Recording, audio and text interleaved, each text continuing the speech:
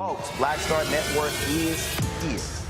Hold no punches! I'm real revolutionary right now. Support this man, Black Media. He makes sure that our stories are told.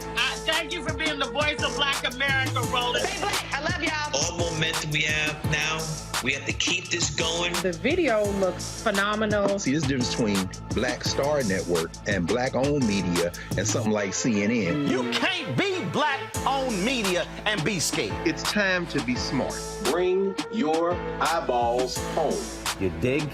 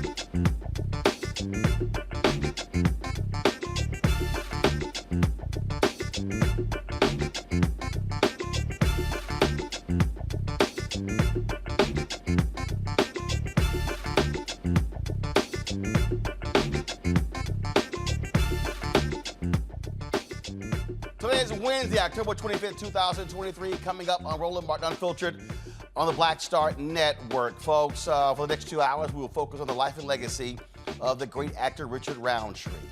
Known, of course, as the first black superhero. He passed away at the age of 81 with his family on yesterday. We'll talk to a number of people. Terry Vaughn, Leon, Spike Lee, Darren Henson. We'll hear from Glenn Turman, Dondre Whitfield, Lamont Rucker. So many folks remembering the icon himself. It's time to bring the funk on a special edition of Roland Martin Unfiltered on the Black Star Network. He's got it. Whatever the miss, he's on it. Whatever it is, he's got the scoop, the fact, the find. And when it breaks, he's right on time and it's rolling. Best believe he's knowing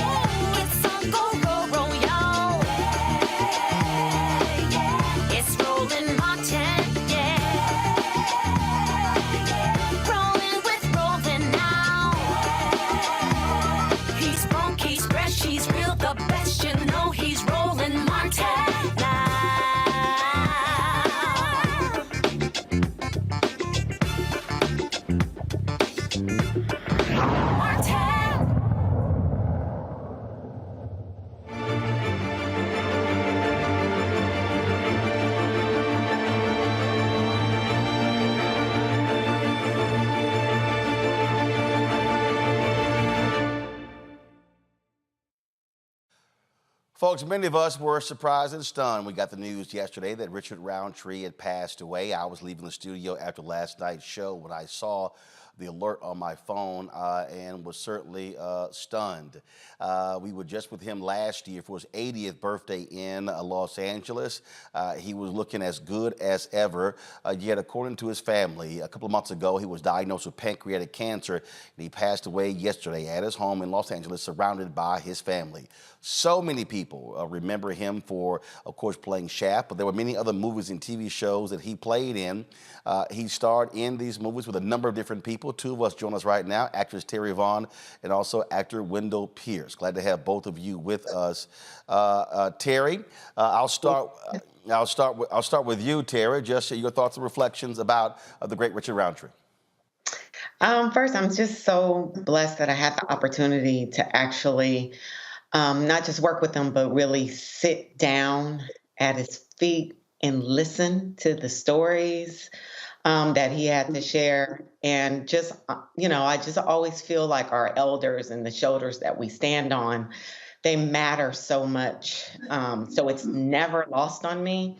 So that is a memory that even before his passing yesterday, that's a memory that has always just really stuck with me because we don't get that opportunity so much. So I just feel like a really lucky girl that I got to really sit and laugh with him as he smoked his cigar and we drank cocktails, and he was sharing all these stories about other elders whose shoulders I know I stand on, Pam Grier and Sheila Frazier and Bill Cosby. Just the stories were endless, and he was just so joyful. And I just feel really blessed that I got that moment. I'll treasure it forever. Wendell Pierce, he represented, and we're going to hear this throughout the next couple of hours, he truly represented Black manhood on the big and small screen. Richard Roundtree, a Black. We are losing. I think we issued your signal, Wendell. So let's, Wendell, we issued your signal. So go ahead and start over. Go right ahead. Let's see if this works now. Yes, I was saying he is the epitome of Black manhood and Black excellence. Richard Roundtree, when he appeared as Shaft, that was every young Black man's dream of becoming the man that Shaft was and is and will continue to be. I was fortunate enough, like Terry, to work with him briefly on a project in 1997. He befriended me on short notice, and I was sitting at the feet of a griot, someone who gave me wisdom and knowledge and all the same stories of those who had come before me. And to know that Shaft was done with these two men of great excellence, Gordon Parks and Richard Roundtree. And I also think of the moment when Isaac Hayes sang that theme song on the Oscars. I was a little boy transfixed to the television screen on Oscar night as I saw the epitome of Black manhood manifested in this great song and this great movie and these great men who put it down for history's sake.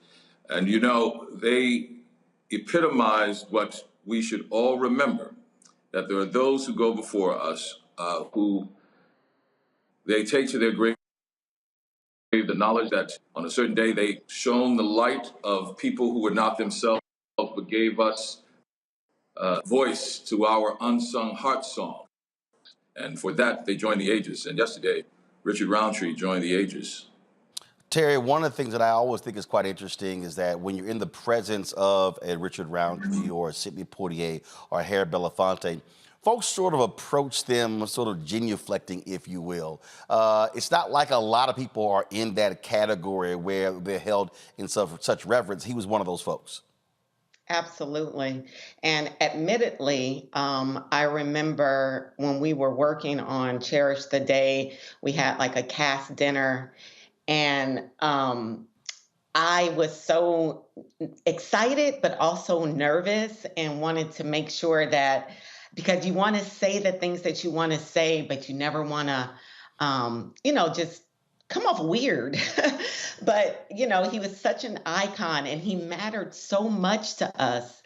I had to tell him, just how much I valued his contribution to our culture, just the way he represented, like Wendell said, the epitome of Black excellence, this Black man. And for me to be able to work with him and better than just work with him, again, share that moment with him that was just genuine human beings talking, sharing, laughing, loving on each other. I had to tell him, how privileged I felt to have this opportunity to sit with him after knowing for years that I stand on his shoulders. And so I'm so happy that I did, and I got that moment, because there's so many people that I'll never get to tell that to. So I'm just so thankful that I did have that moment to tell him. Tell you, Wendell, if you were a brother and you had an ego when it comes to thinking you were a ladies' man, you didn't quite stand a chance if you were in the same room with Richard Roundtree, even at 80. You had no chance, none whatsoever, because he was a man of such grace, elan, intelligence, sophistication, and you knew it immediately before he opened his mouth. And he was a man that also, he knew as young artists, we were nervous around him because he had this iconic stature, but he put you at ease and made you feel as though you were the center of the universe when he spoke to you. He had that ability. And he also reminded you that I was there once too, that I was where you are as a young artist, and here are the things that you should be aware of, and these are the things that are going to make you successful. I worked with Richard one day on a show in 1997, but every time he came through New Orleans, he would reach out to me. Usually it was, where's the nearest cigar bar? Because he loved cigars. But he was, he always wanted to check in to see how I was doing. And he knew I was spending so much time in New Orleans, and New Orleans is beloved to me, and he would always check in on me. He is of that Moses generation who leaves with us, a Joshua generation, a great responsibility to live up to the bar of excellence that he has set, that never lose the ability to be offended and expect more of yourself and expect more of others, especially in business that we're in, and to know that they have left a blueprint ahead of us that we can build on. Before him, there's Sidney Poitier. Before him, Paul Robeson. Before him, going back before media, Ira Aldrich, and all the men of the stage in the 19th century. We, as Black folks, have demonstrated excellence from generation to generation, and he made you remember that you are part of that legacy, and you have a great responsibility, especially now that he has become an ancestor. Terry, you were cracking up laughing when I mentioned about how much of a ladies' man he was. Yeah. Because I definitely felt all of that night at dinner with him. That was not lost on me at all. He was definitely still very, he's a man. He is, and he loves women, and he was not secretive about that. Very respectful, of course, but still, you can. I was agreeing with you that if somebody else is in the room and his 80-something-year-old self was in the room, that's I think he may win out on a couple of women. And I know my mom, when I told her that I was working with him, oh my God, she almost fainted. She was like, what? So yeah, that's a moment. Terry Vaughn, Wendell Pierce, really appreciate both of you joining us for this celebration of the life and legacy of Richard Roundtree. Thank you. Thank you so much. Thank you. All right. Folks, going to go to a break. We come back. We're going to hear from Spike Lee. We'll hear from also many others, Darren Henson, Lamont Rucker, a number of brothers and sisters who worked with Richard Roundtree. Plus, we'll also have a look back. A lot of people we talked to at his 80th birthday celebration. It was an exclusive live stream on the Black Star Network. His family back east could not make it out to the birthday celebration that his children put together.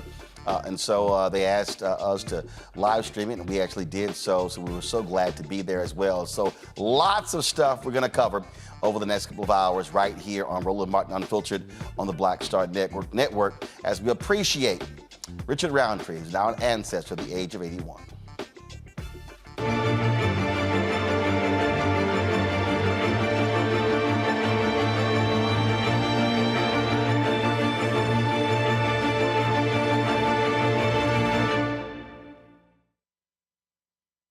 When you talk about blackness and what happens in black culture, we're about covering these things that matter to us, speaking to our issues and concerns. This is a genuine people-powered movement. There's a lot of stuff that we're not getting. You get it, and you spread the word. We wish to plead our own cause. Too long have others spoken for us. We cannot tell our own story if we can't pay for it. This is about covering us. Invest in black-owned media. Your dollars matter. We don't have to keep asking them to cover our stuff. So please support us in what we do, folks. We want to hit 2,000 people, $50 this month, raise $100,000. We're behind 100,000, so we want to hit that. Your money makes this possible. Checks and money orders go to P.O. Box 57196, Washington, D.C. 20037-0196. The Cash App is $RM Unfiltered. PayPal is R Martin Unfiltered. Venmo is RM Unfiltered. Zelle is RolandS.Martin.com.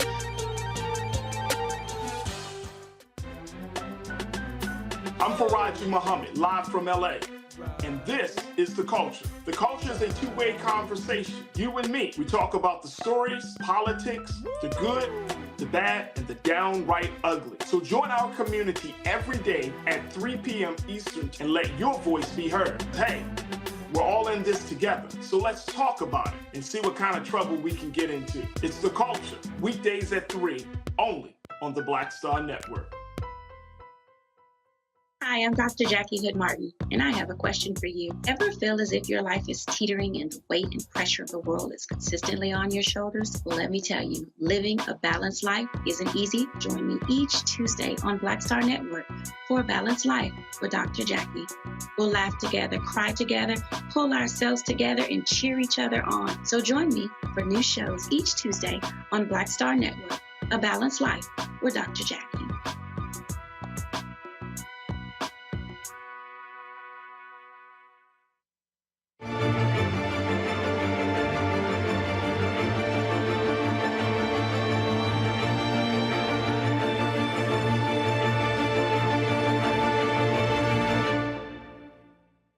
Come on. Sheila Fraser. Sheila, how you doing? Slide this way. Shaft's main squeeze. No, this is Superfly's main squeeze. Superfly's main squeeze was this lady right here, Sheila Fraser. Superfly's Ron O'Neill's main squeeze was this beautiful, beautiful lady right here, Sheila Fraser. Sheila, how you doing? I'm very well. Tell us, how long have you known Richard? 50 years. 50 years. We've been good friends for 50 years. Yeah. So tell us your funniest, craziest, wildest Richard Roundtree story/memory. Okay. I had this big crush on Richard once, okay? And so I thought, okay, we're all going to go to this party and whatnot. All right. I'm going to catch his eye then. And he saw Frida Payne, and that was it. So wait a minute. Okay, so you were going to this party. No, I wasn't throwing it. We were all at a party. Y'all were all at a party. And Richard was there, and you were thinking about that Frankie Beverly song, that look in your eye. And you were trying to connect. That's right. And so you at the party looking all cute and fine, and Frida Payne looking all cute and fine, and well. That was it. Frida went home with Richard. Well, I don't know about that. No, I already talked to her. Yeah. Right. Okay. She said, me and Richard. I said, we know what that mean. No, so we've been friends. As a matter of fact, Richard is responsible for me becoming an actor. How so? Well, I had a terrible stutter. And so he convinced me to go to the Negro Ensemble Company. And I did. and I got in. And so then when I heard that Gordon Jr. was going to do a new movie, I ran into Richard, and Richard set up the appointment, the audition, and the rest is history. Wow. That's awesome. Yes, and we got a chance to play husband and wife in a pilot series called Firehouse and different things, But well, y'all go back 50 years. We are close friends. Well, it is great to be here to celebrate his 80th birthday. He's looking good, looking clean. You're looking fabulous as well. Frida says she turns 80 in September, and I say, look, black don't crack. Well, let me tell you about how much I admire you, okay? Any issue that we have, you go to the heart of it, and it's such a pleasure to watch you. You don't care, nothing is political, with your motivation. You know what? You really care about us, and so you're one of my heroes. Well, I certainly appreciate it. I want you to know that. I appreciate it. I'm gonna keep giving them hell. Hey, listen, and I'll keep praying for you. I appreciate it. I'll take them. Sheila, good to see you. Thank you so very much. Folks, that was last year in July at the 80th birthday celebration of Richard Roundtree in Los Angeles. It was certainly great to be there. In the next segment, you're going to hear from Frida Payne herself as well. Joining us right now is director, actor Bill Duke. Always glad to see Bill. Bill, Richard Roundtree, one of your contemporaries, someone who, whenever he was on the big screen, I'm not quite sure if the big or the small screen was big enough to capture all of him. Well, like Sidney Poitier, he was a pioneer. He represented us in a way that had great dignity. Before him and Sidney, there are very few black men that, how can I say, had that kind of integrity, had that kind of, manhood, had that kind of whatever. But he was a pioneer, and he was like a great actor, but also he was very conscious in terms of our people. So I celebrate his life and his spirit and all that he has done, everything he has done. Somebody who goes from being an Ebony Fashion Fair model, joins a Negro Ensemble, and he wins the starring role in Shaft, which was his first major role. Right. Not bad for somebody coming out the gate. Hey, Shaft is a classic. I mean, everybody still watches Shaft, and he did a great job. He also how can I say? There are not a lot of actors that know the craft of acting. And surrender to the character that they're supposed to be depicting. He had that not only talent but skill, and that's very important. I'm going to play a little bit later something from B.J. Pruitt. He was on Being Mary Jane with Richard Roundtree, and he talked about coming across him in between scenes, and he said, "Hey, you want to run some lines?" And all of a sudden, Richard just started going. He B.J. like, "Hold up, I ain't even got that far." And he said, "Oh, he was ready." He said, knew all his stuff. He was ready to go. He didn't play. He was serious. He has great talent, but very, very professional also.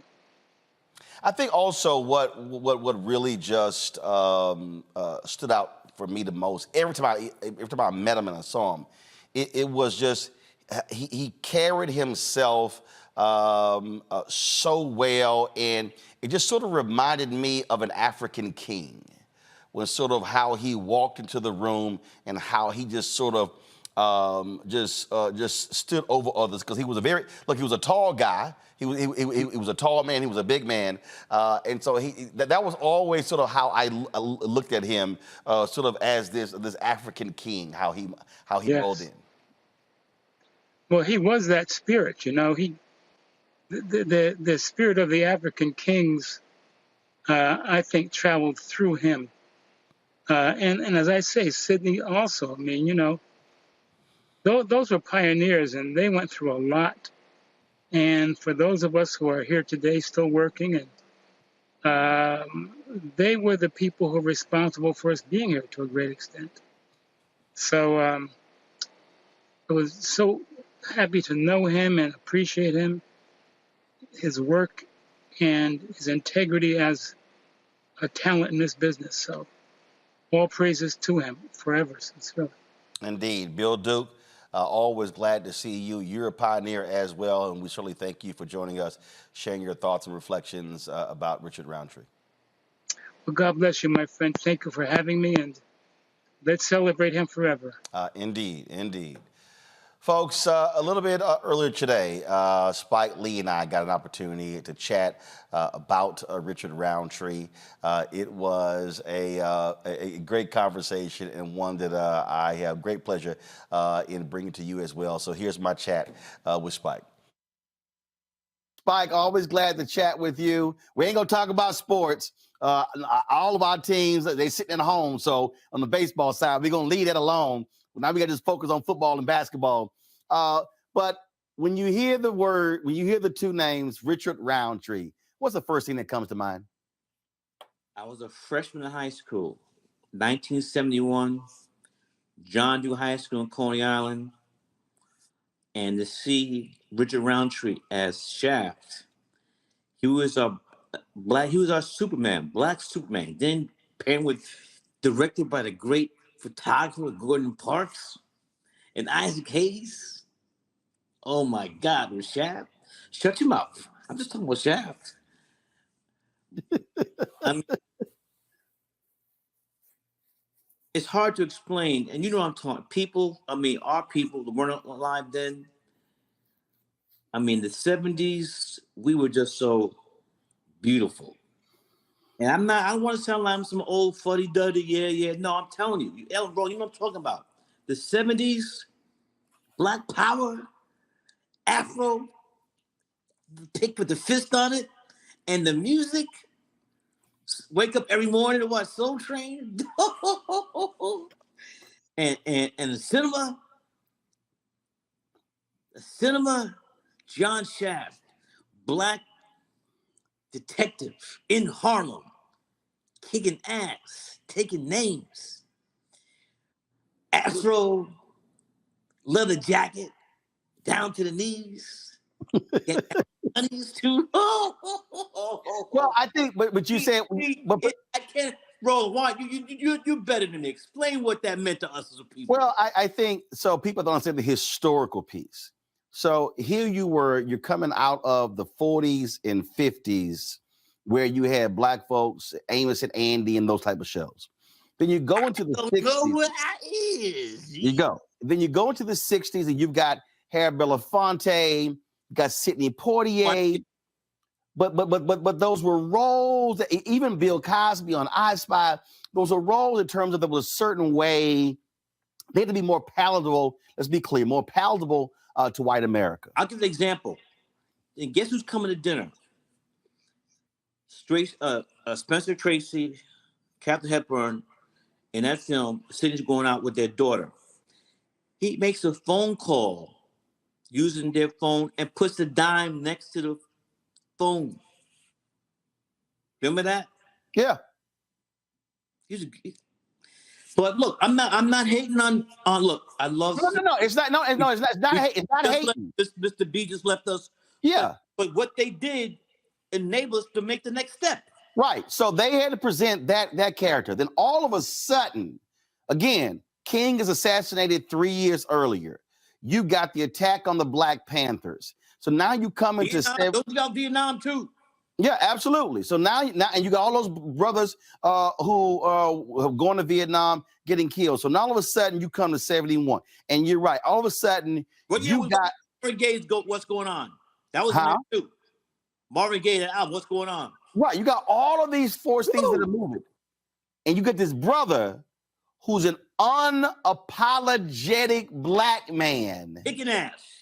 And that's the thing. And so you're right.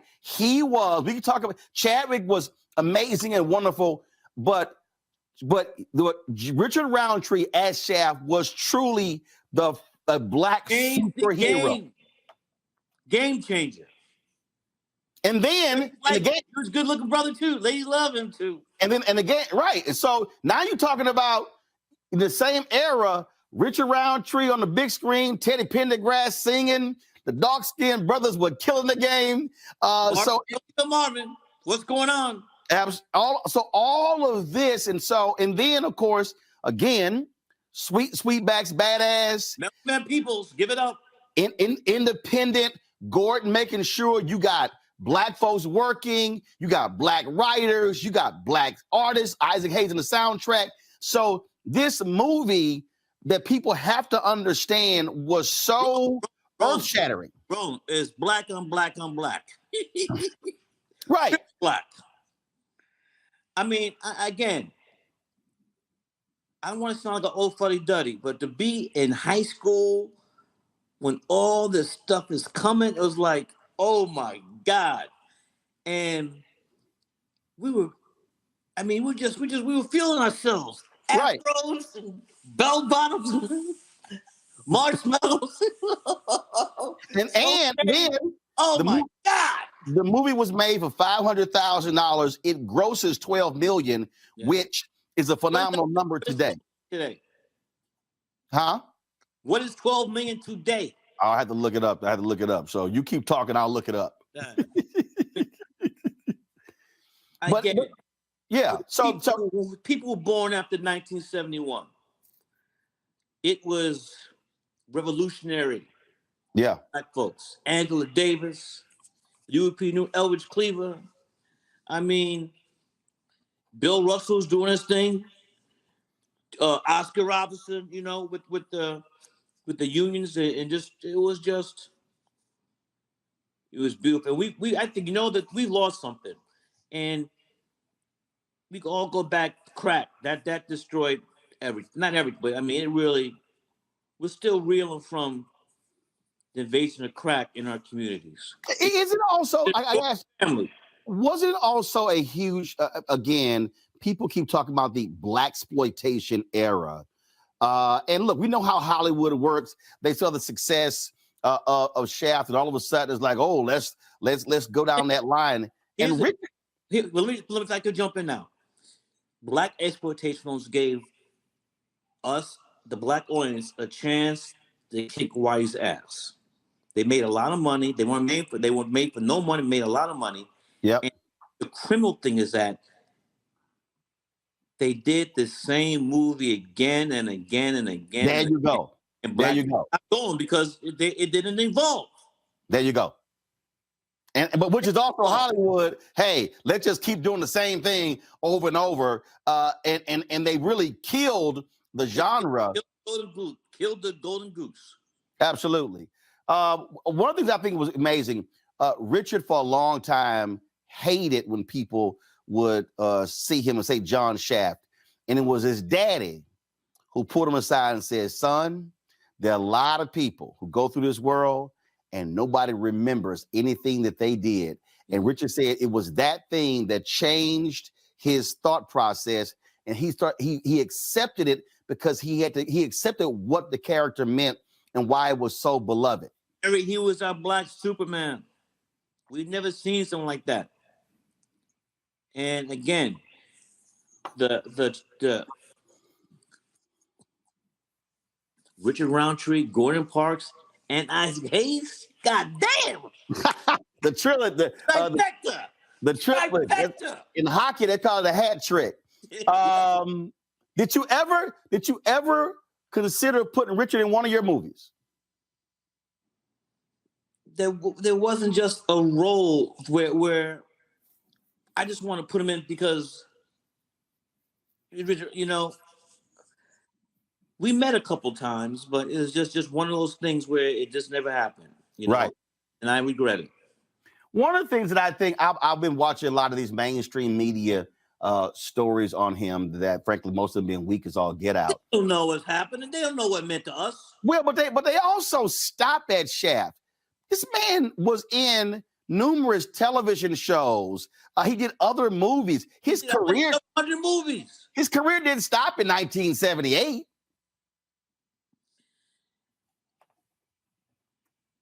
You know, these don't respect Black genius. You know, we come out of the room dunking. We don't put the work in. We're just born with these skills. So, you know, they always try to diminish our stuff. You know how that is. You know how that is, Roland. You know how you speak. You know how they do. You know how they do. Oh, no, absolutely. Absolutely. I had a chance to interview him a couple of years ago. I was at his 80th birthday party last year. We live streamed it. His family back east couldn't attend because of COVID, and he really wanted them to be there. So we New York, right? Yeah. So he was in New Rochelle. Mm-hmm. So we live streamed it. They got a chance to see it, and I can tell you that the thing that was always amazing to me, Spike, with Richard Roundtree, is that you talk about even when this man was 80, I stood there and Spike, I got videos and photos. The man was still Superman at 80. Black Superman. He walked in, and I'm talking about the women, the brothers. Well, I mean, that what was so amazing. He still carried that, and I got this dude. And that's what it was, and not everybody has that. And the thing about it, folk in Black Hollywood, when he you're not. You're say it again? Not. Yeah, and when he was in the room, you had to go pay your respects. Had to. You had to bow down. And when I found out last night, I just thought about how much, as a freshman in high school, we went to the theater. I saw that film on 42nd Street. 42nd Street back in the day. 40 doo-wop. That theater was packed. And you know how we get in the movie theater. Oh yeah. We get a little extra. We get a little extra. But I'm gonna blow you away with this one. So when I interviewed him, he said, and this would really trip me out because we are now associated with Richard Roundtree with Shaft. He said, Shaft wasn't me. He said, that was all Gordon. Gordon Parks, yeah. He said, everything about that character, he said, Gordon was the real life Shaft. He said, and he was the one, he said, Gordon was like, yeah, we're going to shoot this thing. I need you to do this walking down the street. I need you to walk this way. And he said that, so everything that, when it came to the women, when it came to the kicking ass, when it came to all that, he said that, he said that was, respectfully, huh? Say it again. Gordon had some hotties. No, that's what I'm saying. But Richard said the character was really Gordon. Great photographer. Yeah, he said, but the character was really Gordon. That's what blew me away. I just think an extraordinary brother, an extraordinary actor. And again, he was listen, I'm speaking as I was back in high school. He was our Black manhood, just like we said earlier about Malcolm and Dr. King. Yep. Seeing our Black manhood, who's not a punk, not talking about sexuality, who's just a man. Yep. And ain't afraid. He ain't scared. Wasn't scared. Kicking much ass. Well, the word you just used there, manhood, at his birthday party. I wasn't planning to speak, and he came up to speak, and he gave the microphone to me. And what you said was exactly what I said. That's what he represented for us. And for me, I was 3 years old when Shaft came out, but for me to see it later, for me to see to see that, but then beyond Shaft, when I saw him on Being Mary Jane and how he represented. Oh, you young, you couldn't see. You were. I'm older than you. Yeah, you're a little bit older than me. Yeah. Look, man, Thank you for having me on the show. I know you got to go, but I just wanted to share with the audience what he meant to me and just being of that era. I mean, we were so beautiful. I'm not to say we're not now, but back then, I feel you. we were just some beautiful, all about love and the music and the dance and the clothes and the afro. Oh, I miss that. Indeed. Spike, always glad to have you, brother. We appreciate you participating in this tribute to the OG Richard Roundtree. Where are you going tonight? I am blowing this thing up. We got, man, some unbelievable people on this show to pay tribute to Richard. Please give everybody love. Tonight is the home opener for at the world's most famous arena, Madison Square Garden. Is it the ballet? Hey. Love you, man. Love. All right, my brother. Take care. La Ungala. My man, Spike Lee. All right, folks, right now, let's go to next brother, Lamont Rucker, actor as well. He had a chance to get to know Richard, to stand with him, work with him. Lamont, just your thoughts about the great Richard Roundtree. Man, I don't even know where to begin. And I can at least say I don't have as much gray on my face as Spike. So, but I've had a relationship with Mr. Roundtree before I even knew him. I even wrote a paper in college. I even told him this. That was just about the impact that I felt he, as an actor, the aesthetic and the perspective even that Gordon Parks had with Shaft, and the way that show impacted me.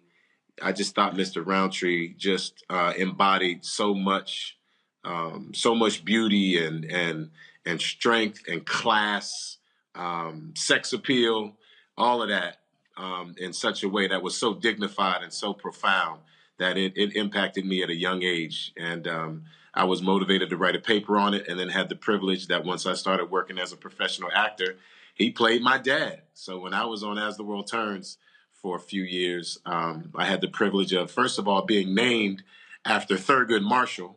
My full name was Thurgood Marshall Travers. And then Richard Roundtree was my father. So we've had a great relationship ever since those days. And there have been numerous other events where I've been able to be in his likeness. I reenacted a classic ebony cover back in 2010. A number of us did this celebratory series of classic ebony covers, and I was chosen to be Richard Roundtree and redo one of his. I think it was, maybe like around the Shaft in Africa days. He had this denim, outfit on. So, but Google that. It's an awesome photo. Very proud of it, and was honored to be selected, and in particular to have my life and my,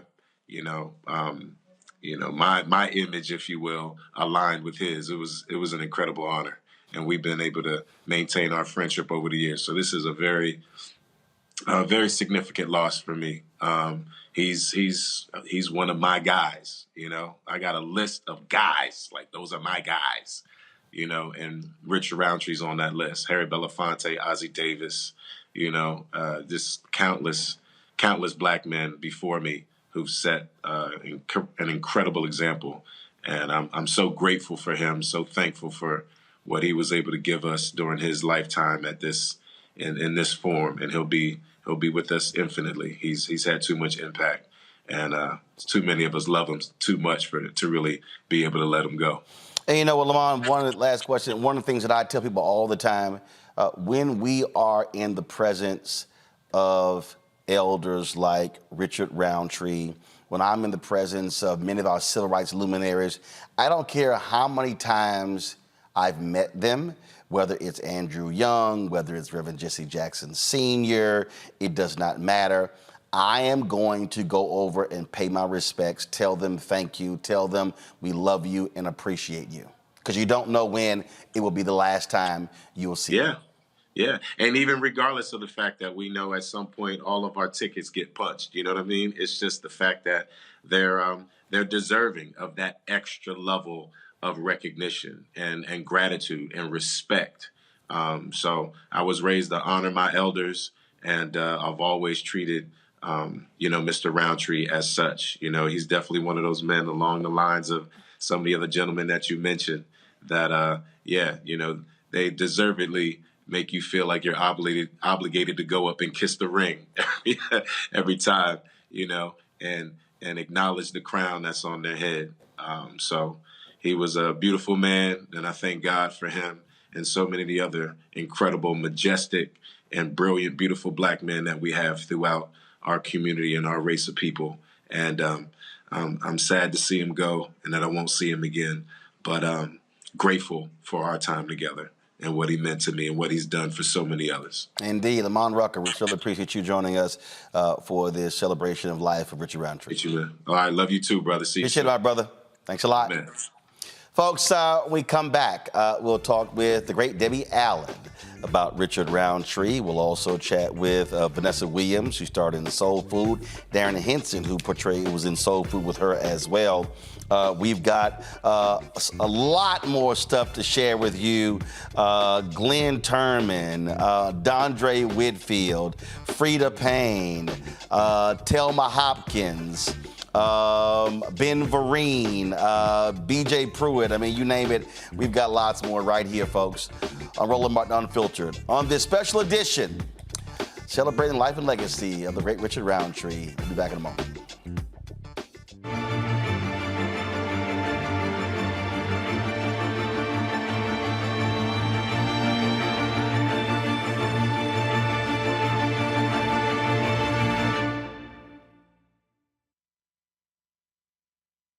Don't you think it's time to get wealthy?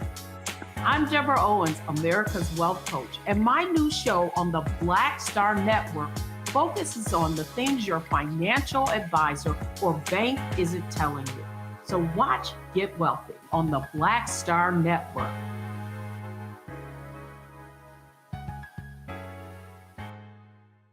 Hatred on the streets, a horrific scene, a white nationalist rally that descended into deadly violence. White people are losing their damn minds. As an angry pro-Trump mob storms the U.S. Capitol, we've seen shooting. We're about to see the rise of what I call white minority resistance. We have seen white folks in this country who simply cannot tolerate black folks voting. I think what we're seeing is the inevitable result of violent denial. This is part of American history. Every time that people of color have made progress, whether real or symbolic, there has been what Carol Anderson at Emory University calls white rage as a backlash. This is the rise of the Proud Boys and the Boogaloo Boys. America, there's going to be more of this. Here's all the Proud Boys, guys. This country is getting increasingly racist in its behaviors and its attitudes because of the fear of white people. The fear that they're taking our jobs, they're taking our resources, they're taking our women. This is white fear.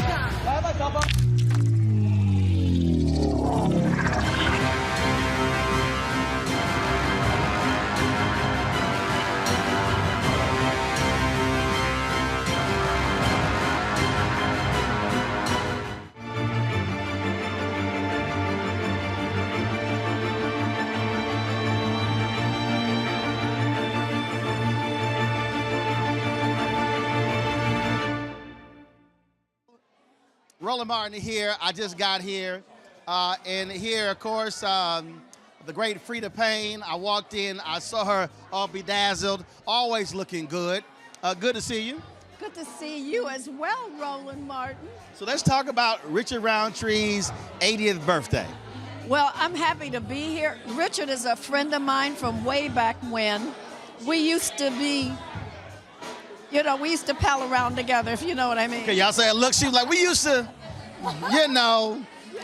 be entangled. I mean, this was back in the 70s, and matter of fact, the first time I went to an Academy Award, and I went to the Governor's Ball was because Richard invited me, and that was when Shaft had been nominated for Best Picture. and Isaac Hayes was a presenter for the Academy Awards, and it was, so we were good friends, and we've stayed friends all these years.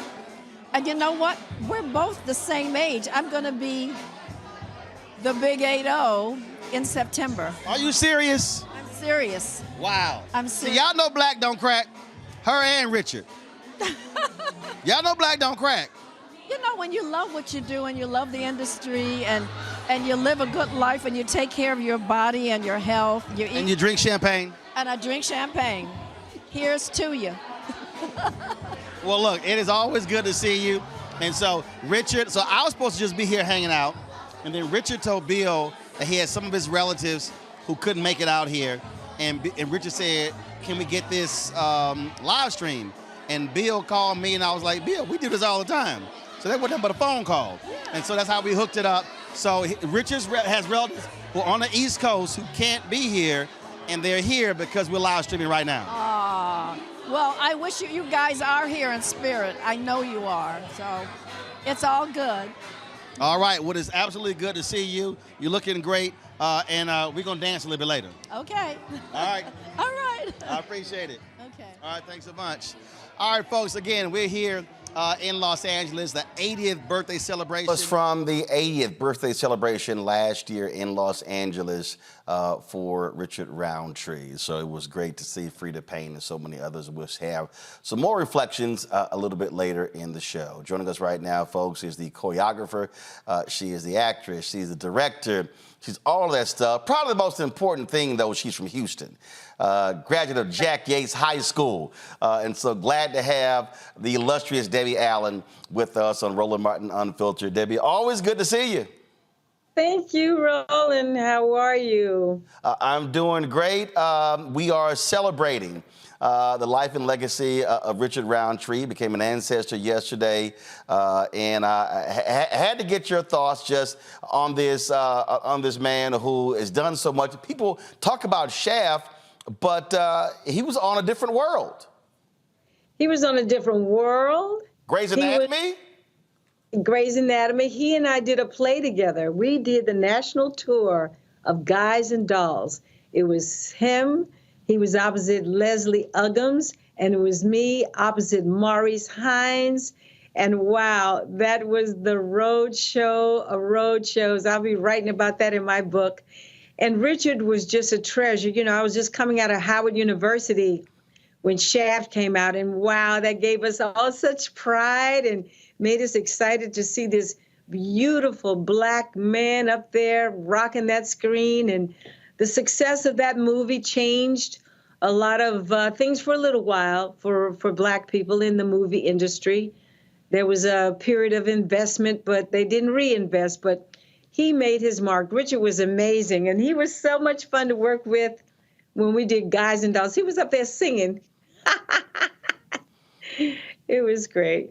The thing, I mean, you talk about that role, and Spike Lee had him on a little bit earlier, and he just laid out just in that moment, in that period, what that character, he said, Richard Roundtree as Shaft was our Black Superman. That's right. He's totally right. I mean, you know, we were riding around because of him, then we got Superfly.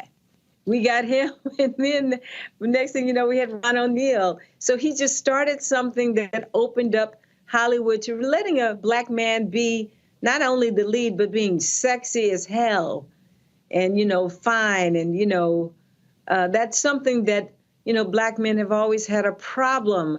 Hollywood has been threatened by their masculinity, their sexuality, and even their softness. They just always want to have the brute. I mean, you have to go read some of those good books that will give you the baseline on that. But Richard dispelled a lot of those myths. And because of him, like I say, we got Ron O'Neal right after him and many other leading men for a little while. One thing Spike also said is that, and there's been a lot of criticism of the blaxploitation era, but he said what it did, though, it provided opportunities for not just folks in front of the screen, but behind the camera. It allowed black directors, Gordon Parks was insistent on this, for folks to do soundtracks, to do catering, transportation, a lot of the jobs that we were completely frozen out of for decades. That's very true.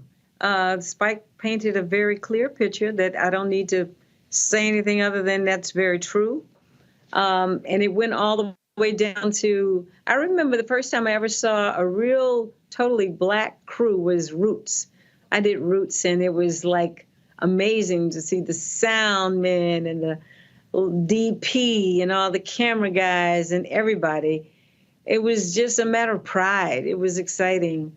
So I was happy to know Richard and have a really fun relationship with him and have spent that time with him and Leslie Uggams, right? They had been in Roots together, and there we were on the road in Guys and Dolls. That was, Leslie, I have to tell you about it. We have some fun experiences with Richard on the road. Of course, there's, I cannot ignore this reality. And guys, if y'all pull that video up, from his birthday party where Richard was dancing. He was surrounded by a bevy of women at his birthday party. And I used to always joke with him because he was always Mr. Smooth. I mean, that Ebony Fashion Fair model was always present. Right. Richard was beautiful all the way, you know, and there was no denying. And it was kind of like finally accepted, you know, because think about all the movies that Sidney Poitier did and what a great actor he was always, and how, when did he get to have a love relationship on screen? To Serve with Love, you know, Richard brought something that had not happened before that we needed to see. And it's no surprise that he's surrounded by all the women. It makes sense to me. When I watched I was watching a couple of the networks, their coverage of his passing, and obviously everybody kept referring back to Shaft, but I'm sitting there going, y'all, the man had a career after the 1970s. He was still acting. He was still doing his thing. He was still, you know, again, on his craft. All of these years, I was looking at IMDb, and look, I mean, he was still doing, I mean, he had a movie that actually dropped this year. When I ran into him at Essence last year, he was shooting a show in New Orleans. And so he was, you know, here he is, 80 years old. He wasn't kicking it back retired. I mean, he was working up until his last breath. Well, that is so telling of who Richard is as a person. He loved working. He loved acting. He loved being on set. He loved being on the stage. It's who he was. He was always a fine actor. You know, when we had him on Different World, it was so great. It was just great to see him up close and personal like that. He was so beautiful. And that he died of cancer is a remarkable thing that we didn't quite know that he had this challenge in his life. He had had breast cancer many, many years before, but we didn't know that he was still challenged by this health situation. And I'm just sorry I hadn't seen him in this last year. You know, COVID shut so many people down. We haven't seen a lot of people, but I will always think of him with great admiration and joy and love. I always will. Indeed, indeed. Debbie, always a pleasure to see you, chat with you, give my best to Norm, and hope to see you. First of all, we got to sit down and do our one-on-one. I got, luckily, for the longest, I had one with Richard. We got a chance to do it November 9th, 2021. It was an amazing conversation. We're going to be streaming it after we're done the live show. So you and I got to sit down and do ours as well. I'm looking forward to having lots of fun with it. I'll come anytime. Love you so much. Thank you for all that you do. Thanks so much. Okay. All right, be well. Bye. Folks, when we were at that birthday party last year, so was Dondre Whitfield and his wife, Sally Richardson Whitfield. Both of them have known Richard. That was a moment that, and so let me explain something to y'all. So, you know, Dondre, Chris Spencer, Anthony Anderson, all these guys, they always jacking with me.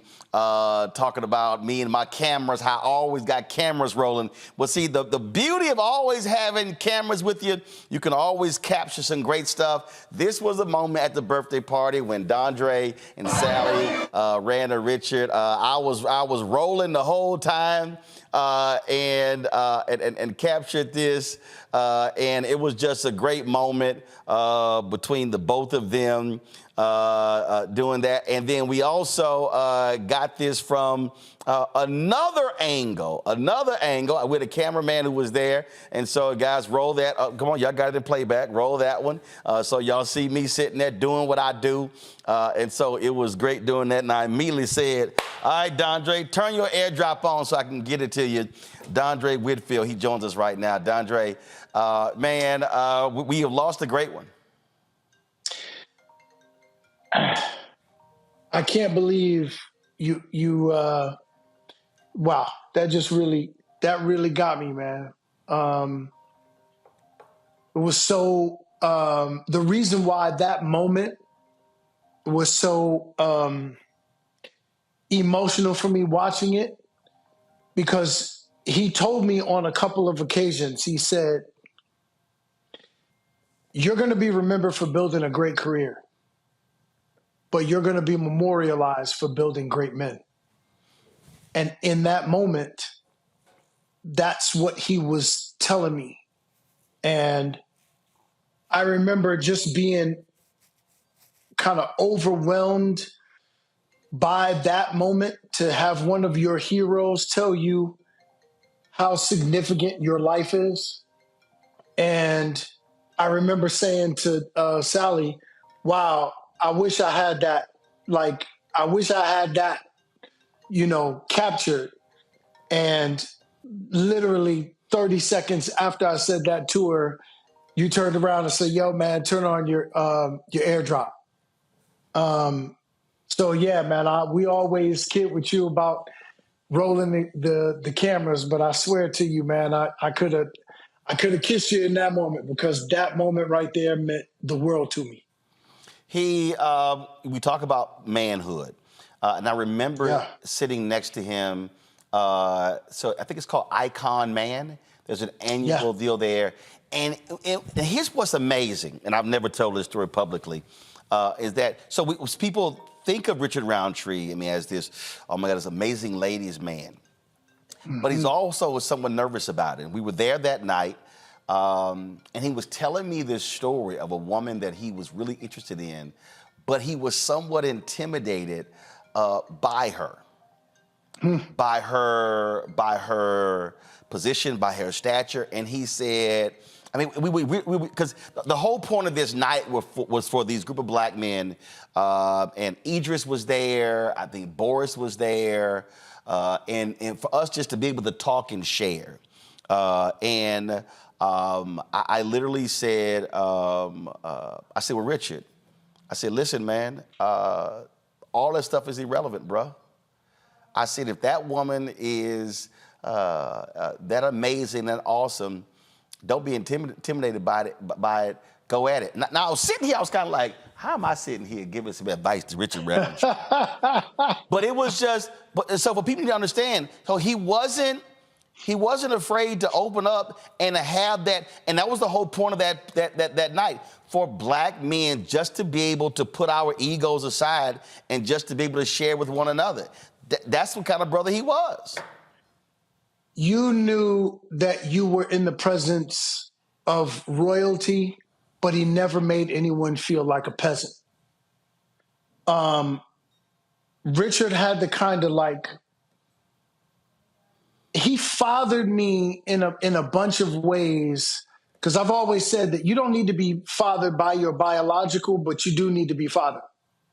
And every time I was around him, I took away a life lesson that a father would give you. And he did it in such a way that you were learning, even though you didn't feel like he was actively teaching you, but he was constantly teaching. Like, I always felt like he always made me feel like a king, even though he had the bigger crown. His humility, but his confidence, his swagger, but with some smoothness, like all of those things. Like, I just never forget how, even when you play back that clip, the hugeness of his grin, he always made you feel like, oh yeah, he was so glad to see you. Yeah. You know what I mean? Yep. Like, and I'm going, he can't be that glad to see me. And it always looked that way. I mean, look at his energy, look at his face. Now, in this moment right here, he's telling me, no, listen, what you are doing with your male versus man platform, I need you to keep doing. Man, it always felt like it was the most important moment in his life, that exchange with you. And I learned so much in that, because you never know what someone needs from you in that moment. He always felt like in the exchange that he had from you, there was nothing more important. And I'm going to tell you, as a young brother looking to come into this industry, you know, we know about the Harry Belafontes. We know about the Sidney Poitiers. We know about the look at that smile. Look at that smile. Like, it was like, man, there's nothing more important than that. So seeing a Billy D. Williams, but then seeing a Richard Roundtree and going, yeah, I can be unapologetically a black man that is masculine, that doesn't seek to marginalize anyone with my masculinity, because there is confidence in it, but there's also humility in it. Man, he taught me so much, man, in that. A little bit later, I'm actually going to play a clip, because I actually had you, Richard Roundtree, Brian White, Phil Morris on the set together when we did my TV One Washington Watch show. And that point came up about not having to wear a dress, being able to, like all the different things. It was a great conversation, and I totally forgot we did that. I used to do these Hollywood shows, and I forgot that he was on one of the panels. And I was on YouTube, and I typed in Roland Martin and Richard Roundtree, and I was like, yo, I totally forgot about that. And so you're right, and you're right about the smile. Last year at Essence, my guy's trying to find it. He really screwed up because he actually didn't turn the audio on. So what happens, we were pulling up to the Lowe's Hotel, and the Sprinter door opens, and Richard is literally on the phone in front of the Lowe's Hotel. And so the door opens, and I step out, and he goes, and then this huge smile on his face, gives me a big hug. What are you doing here? And he wasn't there for Essence. He was actually shooting a show there with V. Bozeman. And it was just always great. And you're right, that smile, and he would just hug you, and he would just hold you. And it always had great words of affirmation. I mean, he was just a genuine brother. Yeah, man. He was the kind of gigantic brother that I aspire to be, because, you know, you use the word affirmation, and I talk about this often. Affirmation is actually activation. When you affirm somebody, it's like you turn them up all the way, man. Like, I'm wearing my hoodie, this human hoodie, because when he talked about how what I was doing needed to be amplified, it needed to be bigger.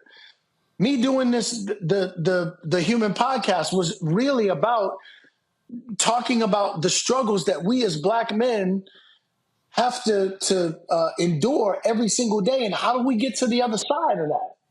And that came from giants like Richard Roundtree saying, what you're doing has to be bigger. It has to be amplified.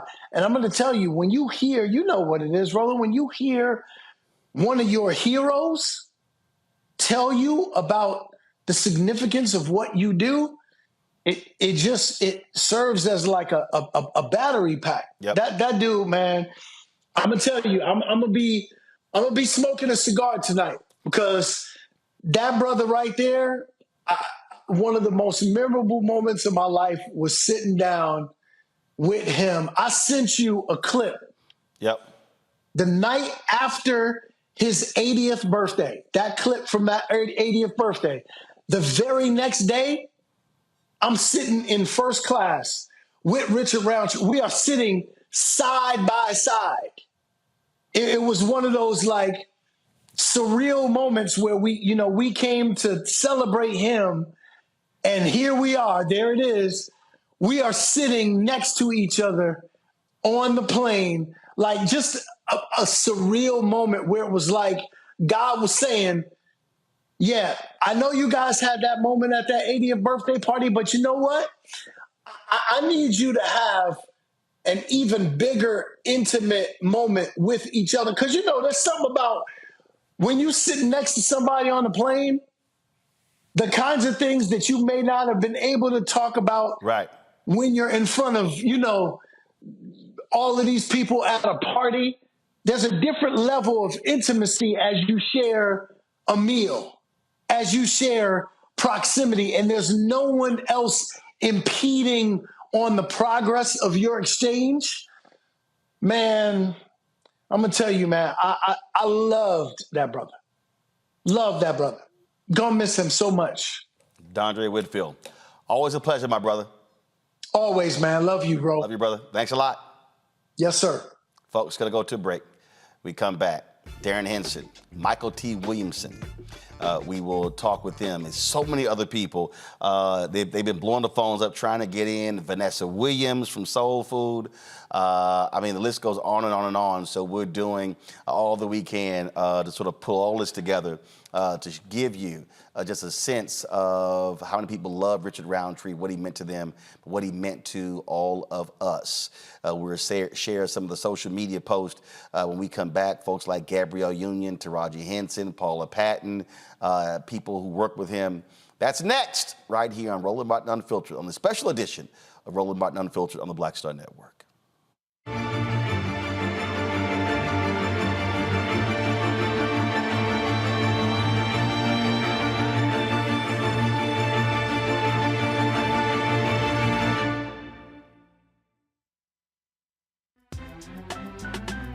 I'm Faraji Muhammad, live from LA.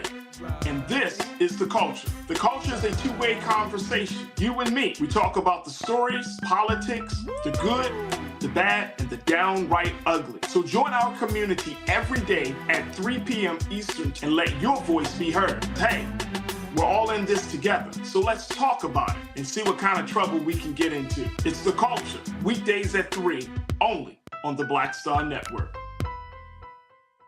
When you talk about blackness and what happens in black culture, we're about covering these things that matter to us, speaking to our issues and concerns. This is a genuine people-powered movement. There's a lot of stuff that we're not getting. You get it, and you spread the word. We wish to plead our own cause. Too long have others spoken for us. We cannot tell our own story if we can't pay for it. This is about covering us. Invest in black-owned media. Your dollars matter. We don't have to keep asking them to cover our stuff. So please support us in what we do, folks. We want to hit 2,000 people, $50 this month, raise $100,000. We're behind 100,000, so we want to hit that. Y'all money makes this possible. Checks and money orders go to P.O. Box 57196, Washington, D.C. 20037-0196. The Cash App is $RM Unfiltered. PayPal is R Martin Unfiltered. Venmo is RM Unfiltered. Zelle is RolandSMartin.com. Hi, I'm Dr. Jackie Hood Martin, and I have a question for you. Ever feel as if your life is teetering and the weight and pressure of the world is consistently on your shoulders? Well, let me tell you, living a balanced life isn't easy. Join me each Tuesday on Black Star Network for A Balanced Life with Dr. Jackie. We'll laugh together, cry together, pull ourselves together, and cheer each other on. So join me for new shows each Tuesday on Black Star Network, A Balanced Life with Dr. Jackie.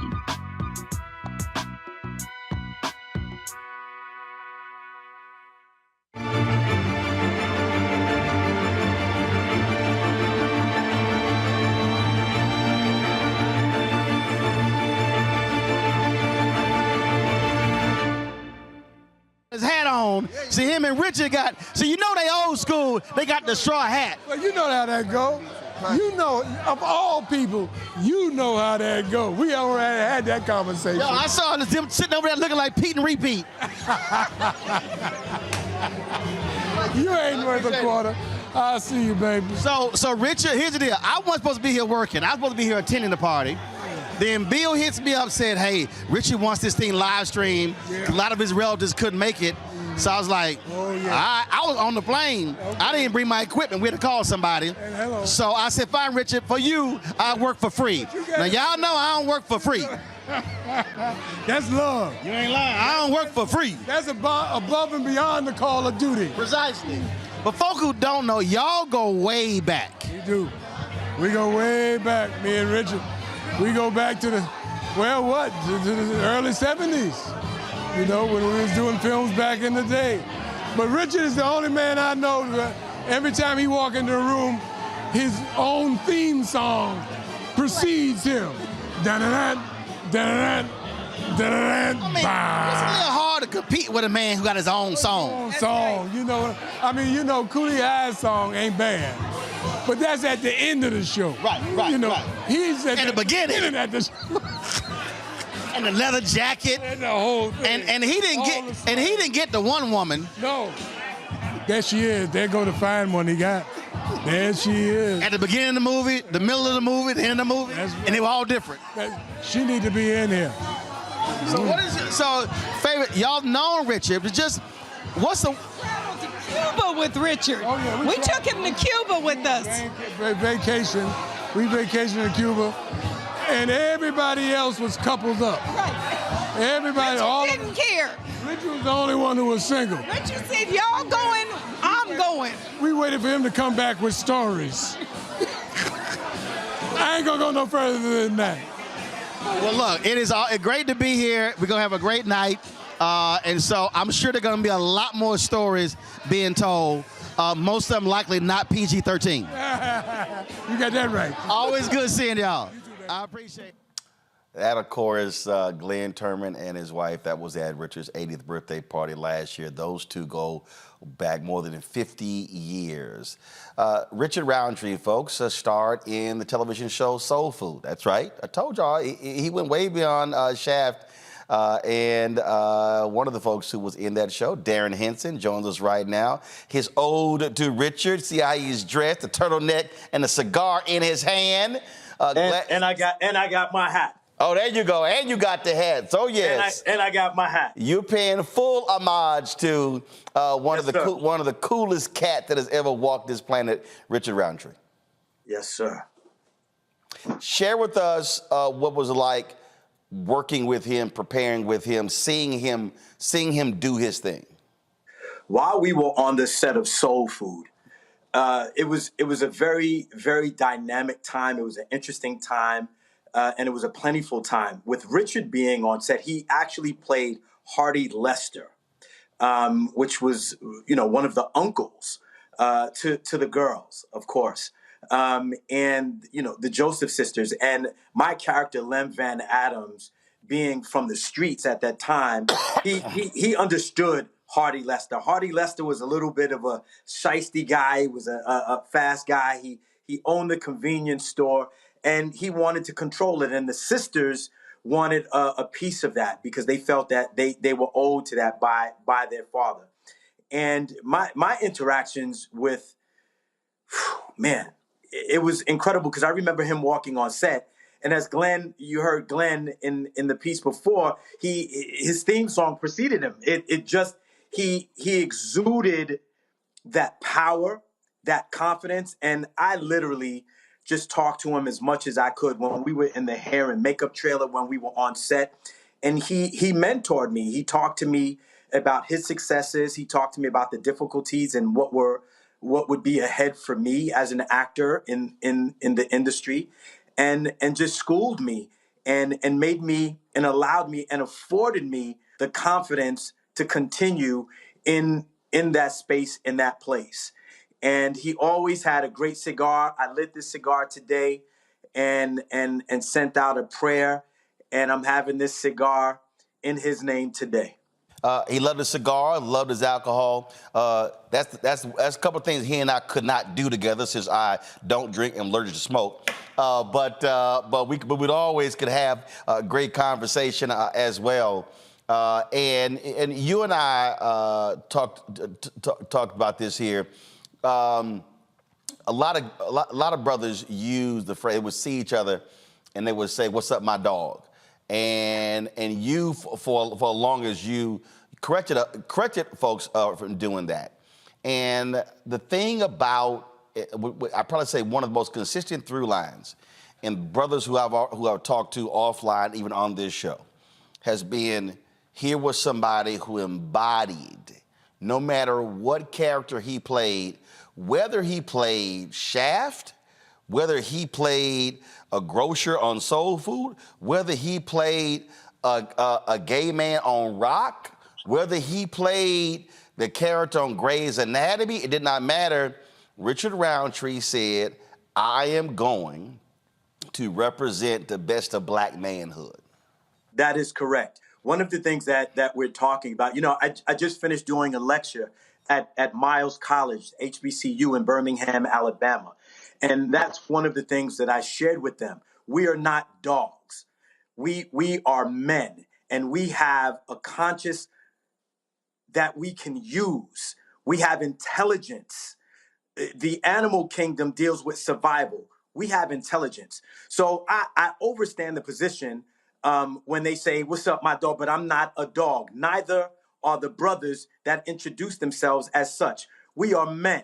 We are black men. We are intelligent men. We are strong men. We are empathetic men. And we have to deal and treat ourselves as such. We are not dogs. So that's one of the things that I would like for people to understand and position themselves into controlling. When you take control of someone else, that can denote strength. But when you master yourself and your language and your actions, that is true power. And when you carry and you walk with that essence, then we are walking in the state and the place of the greats. And as we all know it, Mr. Roundtree is great. He perpetuated that. He taught that. He spoke that confidence that we would need to walk and talk as black men in America. We don't need to exacerbate anything that is going to bring us into a place that we don't want to be. We don't want or have any desire to go backwards. It's about forward movement, forward thinking.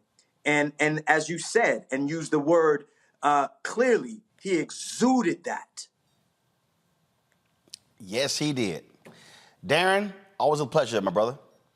My pleasure, my honor, and again, rise in power, rest in peace to a great man who really left his mark, a positive, a loving, a very charismatic, strong, and perpetual mark on our society and all societies around the world. Mr. Richard Roundtree, this is for you. Darren, we appreciate it, man. Thanks a lot. Thank you. Folks, we were at the 80th birthday with the other folks we had heard from talking about Richard Roundtree. One of them is the singer Billy Davis. Here is what Billy had to say that night last year.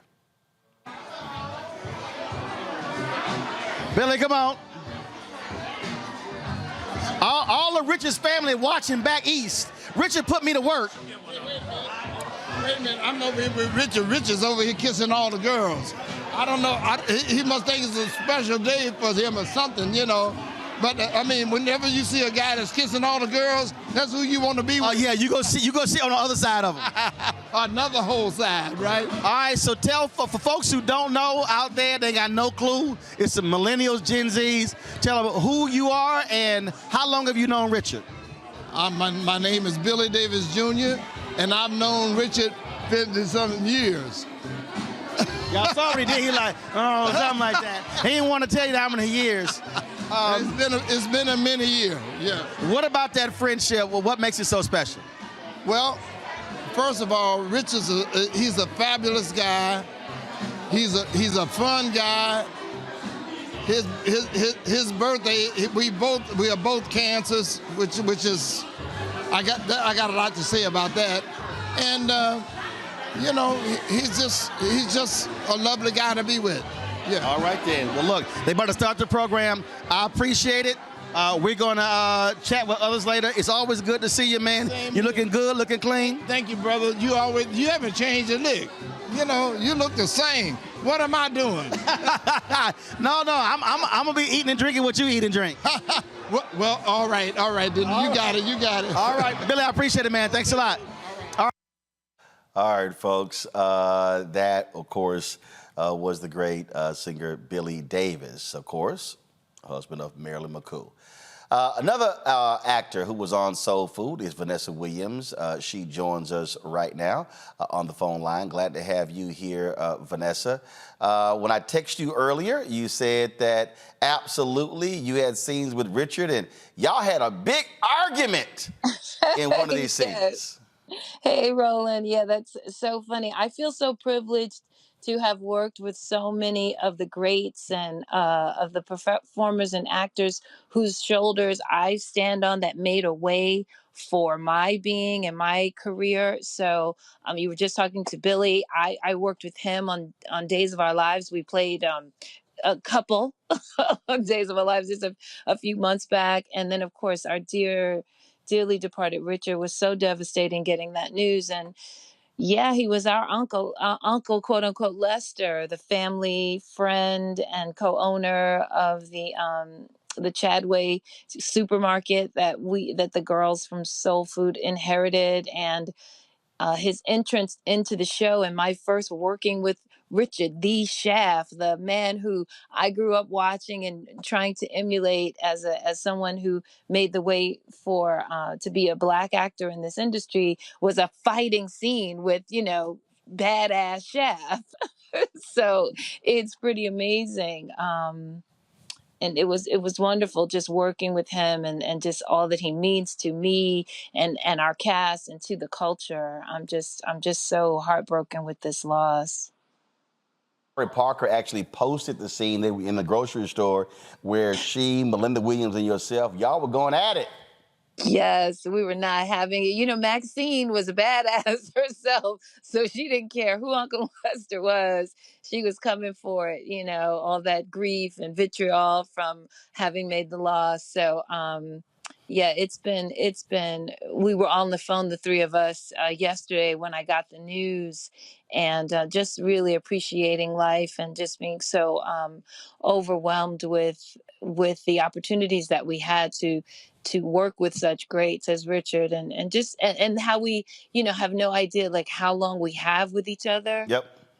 And, and so I'm just so grateful that he touched my life in so many ways and so personally, to have had the opportunity to work with Shaft, to work with Richard, a marvelous actor who came up out of all of the New York theater scene that also grew me as an artist, and all of that when there was no way, when we were making our own way. It's just an incredible, wonderful growth to see what we've been able to do, and for people like him who've paved the way for us. The thing that I think was so awesome is that again, I mean, he kept it going. He was in shows, he was in movies, he was still doing his thing. In fact, Hill Harper actually posted, if y'all have the Instagram post, folks, if you don't, I'll pull it up here. He posted something that I thought was really powerful. Go ahead and pull it up. He said, many years ago, I was waiting in an audition room to go in and read for a role in some movie I can't remember, for a young director seemingly recently out of film school.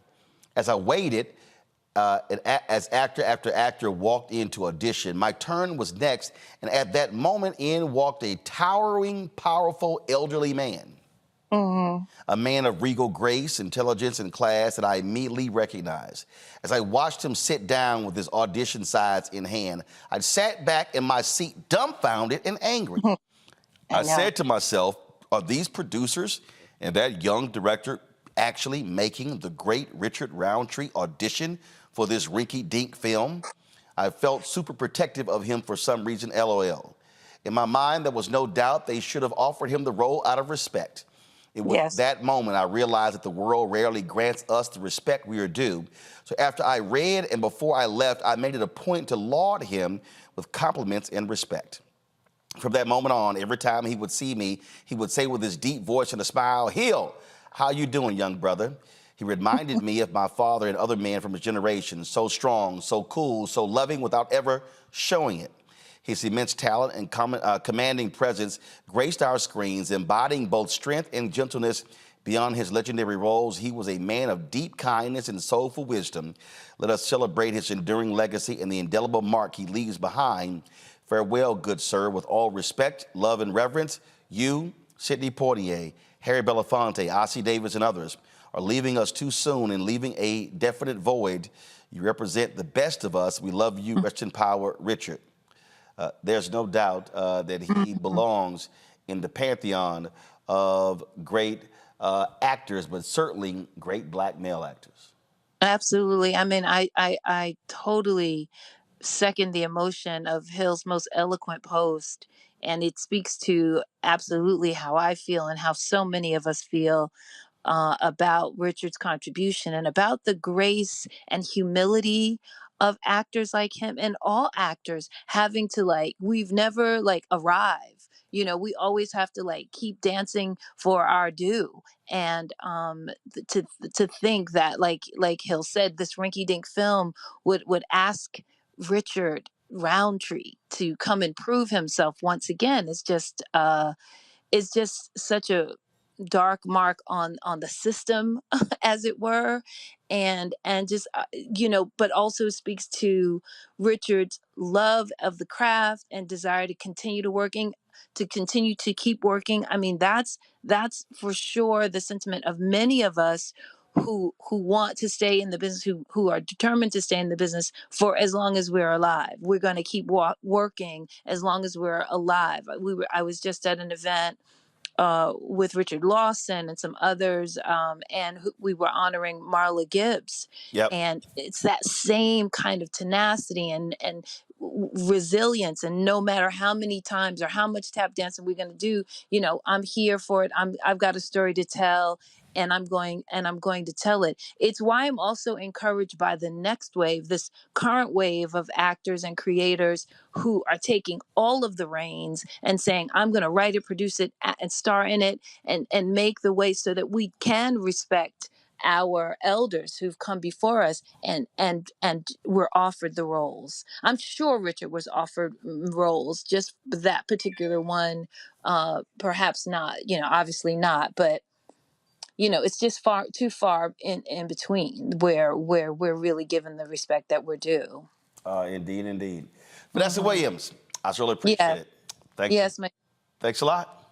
Thank you. God bless. Appreciate it. All right.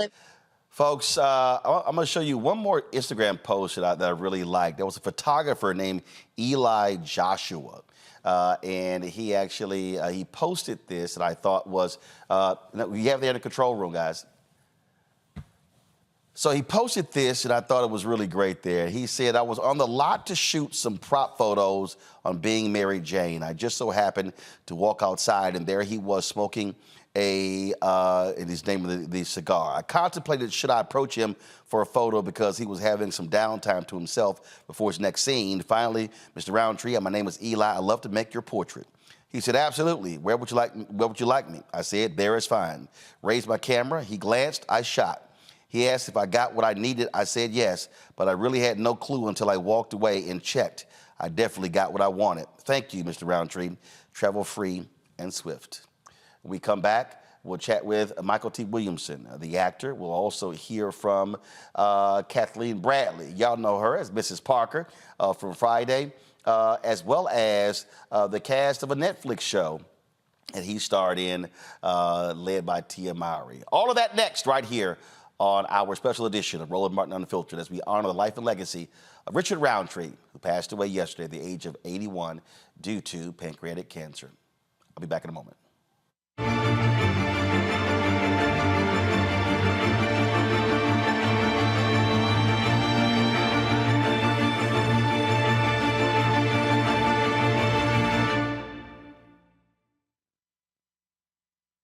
hatred on the streets. A horrific scene, a white nationalist rally that descended into deadly violence.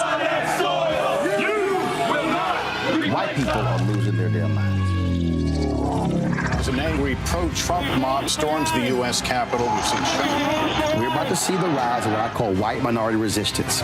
We have seen white folks in this country who simply cannot tolerate black folks voting. I think what we're seeing is the inevitable result of violent denial. This is part of American history. Every time that people of color have made progress, whether real or symbolic, there has been what Carol Anderson at Emory University calls white rage as a backlash. This is the rise of the Proud Boys and the Boogaloo Boys. America, there's going to be more of this. Here's all the Proud Boys, guys. This country is getting increasingly racist in its behaviors and its attitudes because of the fear of white people. The fear that they're taking our jobs, they're taking our resources, they're taking our women. This is white fear.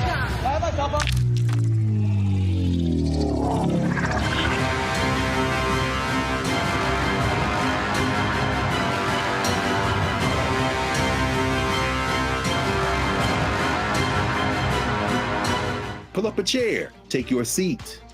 The Black Tape with me, Dr. Greg Carr, here on the Black Star Network. Every week, we'll take a deeper dive into the world we're living in. Join the conversation only on the Black Star Network.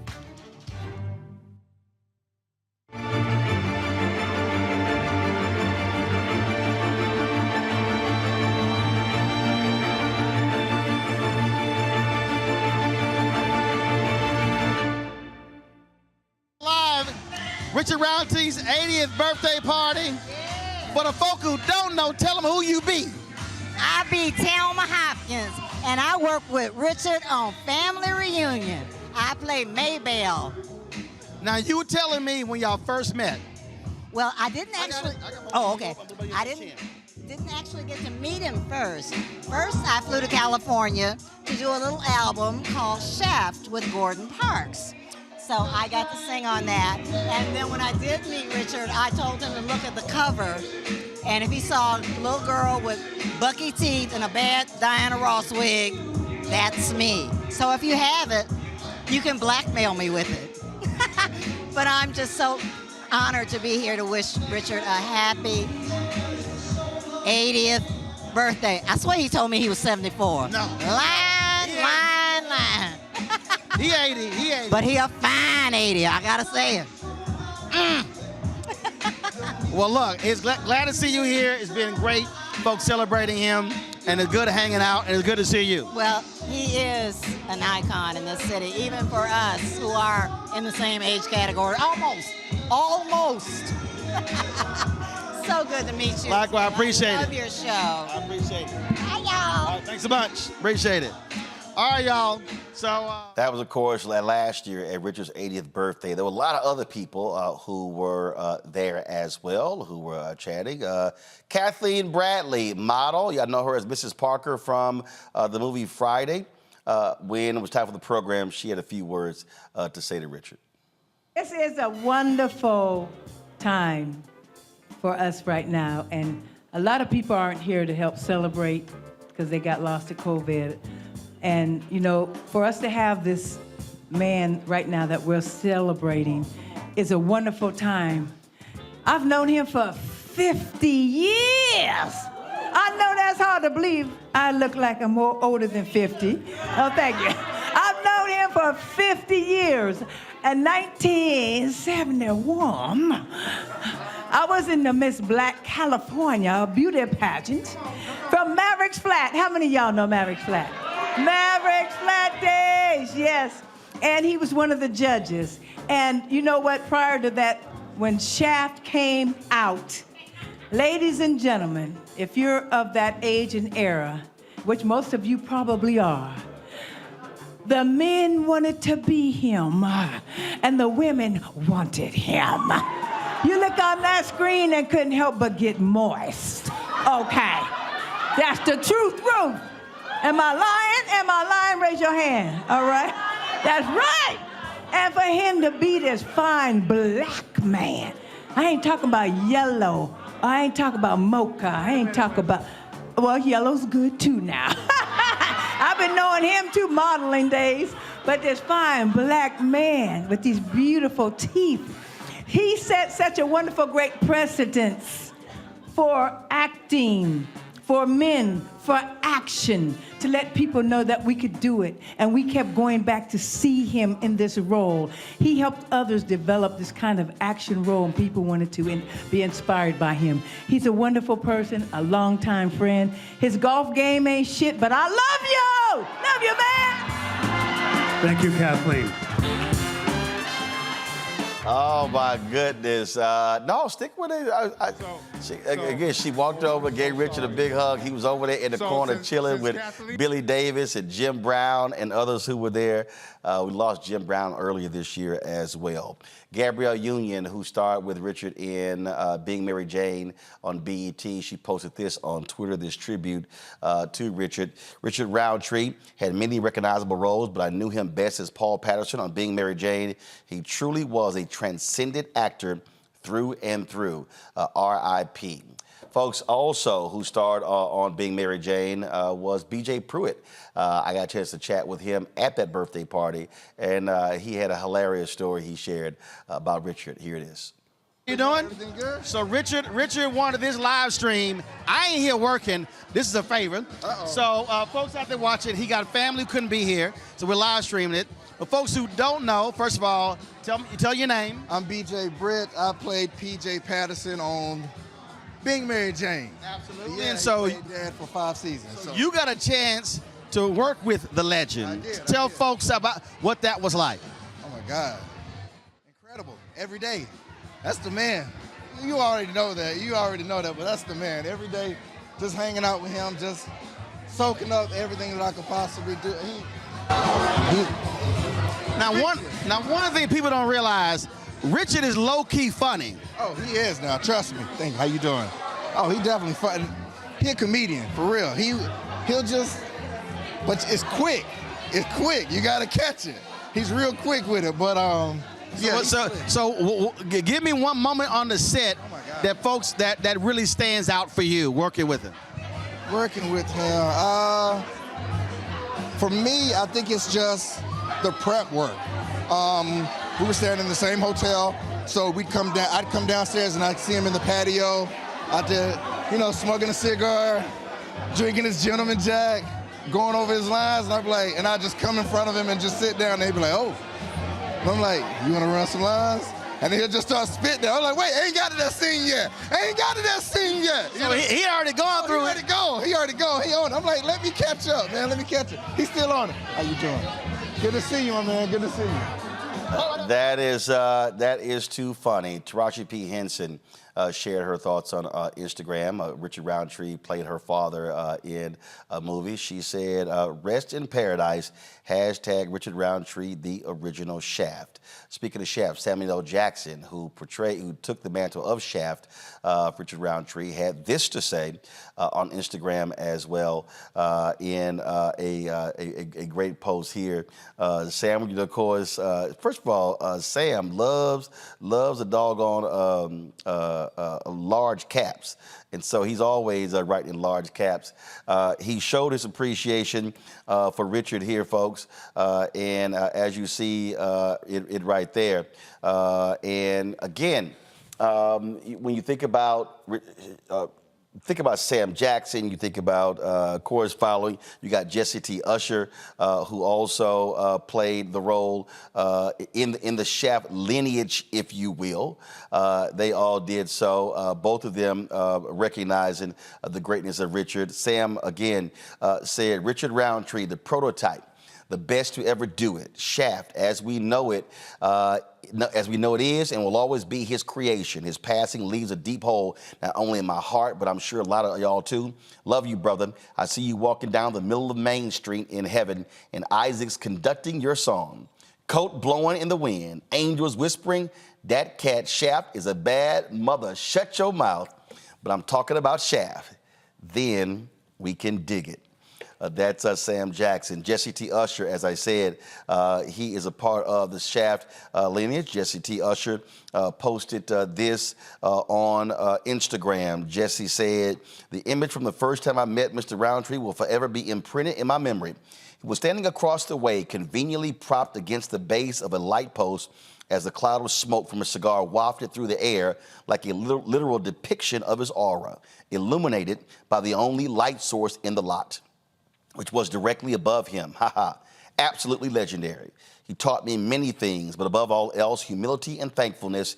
He was and always will be the motherfucking man. Rest in peace to the OG Richard Roundtree."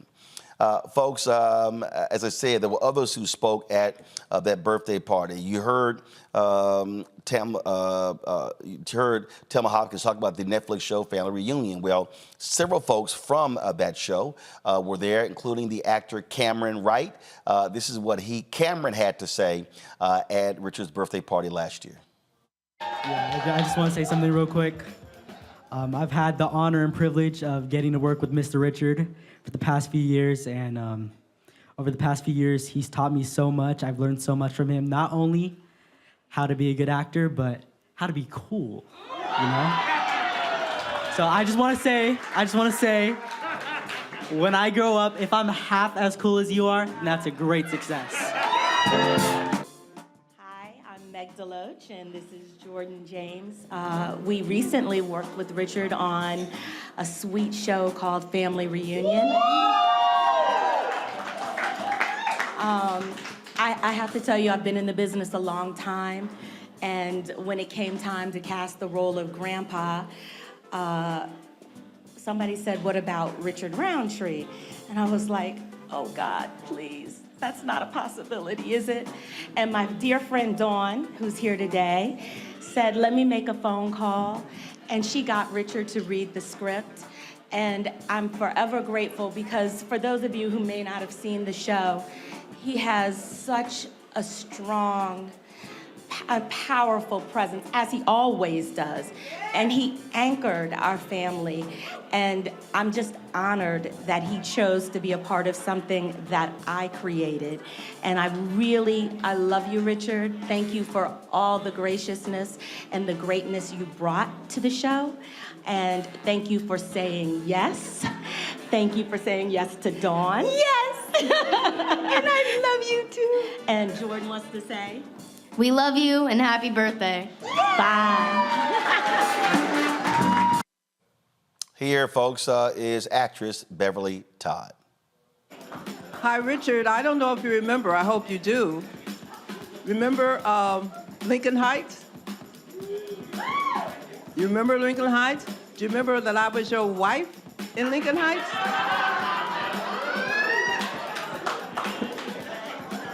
I just want to remind you of that wonderful time we had and let you know that you were one of the best husbands ever. Think about it. The party was the idea of Richard Roundtree's daughter, Kelly. All of his children were at the party that night. And here's what Kelly had to say to kick things off. I did start this. I did want to celebrate my dad's 80th birthday. I want to say thank you to everyone for showing up for this. Those of you that are near and those of you that came from far away, I appreciate you. I know my dad appreciates you. We all have been on this ride together. My dad is famous for saying, I was just riding the horse in the direction it was going. He tends to negate the influence on the culture that he has had.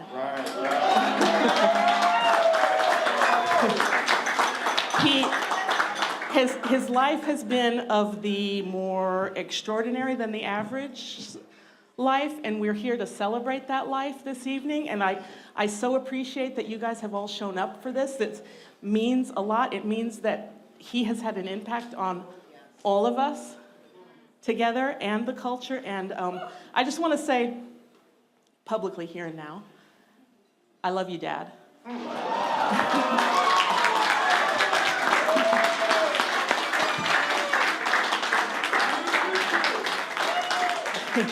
And can I give a little personal anecdote about, I'll get a little teachery here because I am a teacher.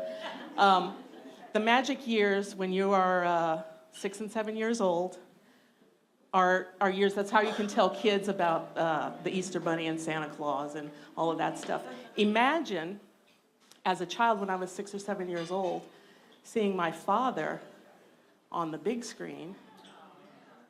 When Shaft came out, that's how old I was. I was in the magic years of development, so it left a lasting impression on me. My dad, for me, will always be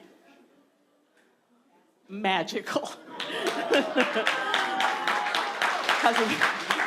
Because of the impact and the age I was. I don't think my siblings have that same, because it was a convergence of that, my age and that event at the same time combined to make quite an impression. Let me try that. Thank you. Love you, Dad, and I'm done. Thank you for all showing up. Folks didn't realize that Richard Roundtree was an Ebony Fashion Fair model, and one of his fellow models, she also spoke that night. I'm Barbara Prysock, and I just wanted to say that Richard and I went the Ebony Fashion Fair together in 1967. Wow. It's the first time I met him, and we have been fast friends.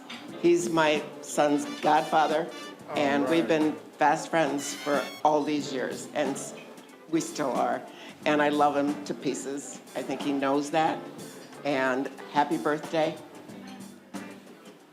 And I'll see you soon. Folks, had opportunity, of course, to chat with Richard that night. He was feeling good, looking good, and here is our conversation. Live stream here, but I just wanted to go ahead, give you the final word, man. Great night. How do you feel? Roland, as I said earlier, reaching the age of 80, I had no concept of that to begin with. But I'm a very private person, and my oldest daughter, who has never asked me for anything, came out from Illinois, and I found out that the reason that she came out was she wanted to throw me a surprise birthday party. What? Now, normally the surprise birthday party, you don't know about it. Right. But she kind of needed you to tell her who to invite. Exactly. She said, I don't know who you want to invite. I don't know what facility you would like to have it at. That's when I turned it over to Bill Hammond. And we've known each other for a long, long time. And I know he's the best black man in this town to throw an event. Well, look, I was honored when she called me, left me a voicemail, and she said, I want to invite you to my dad's birthday party. And I tell people all the time, I don't expect things.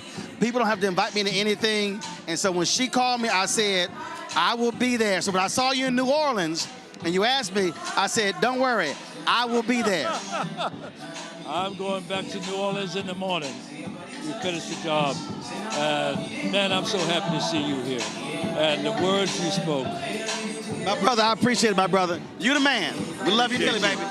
Happy birthday. Thank you. All right. All right, Roland. That's it, y'all. And here's the deal. Richard wanted this because a lot of his family members. So when Richard was talking about the words I spoke, so here's what happened. Again, I'm shooting a video there.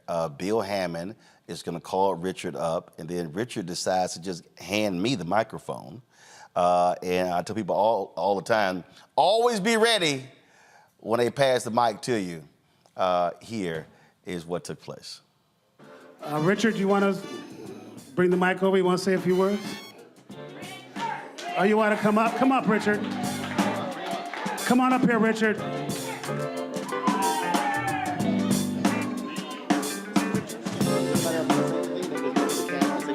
Yes. And after this, if everyone wants to say anything, say hi to Roland Martin. Roland came in and helped me. We're doing a live streaming.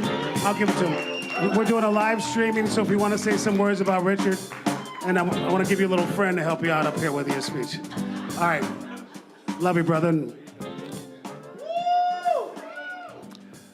I'm going to hand the mic to this gentleman.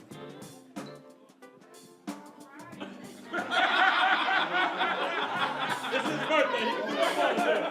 I got the mic. All right, I'll say a couple of words.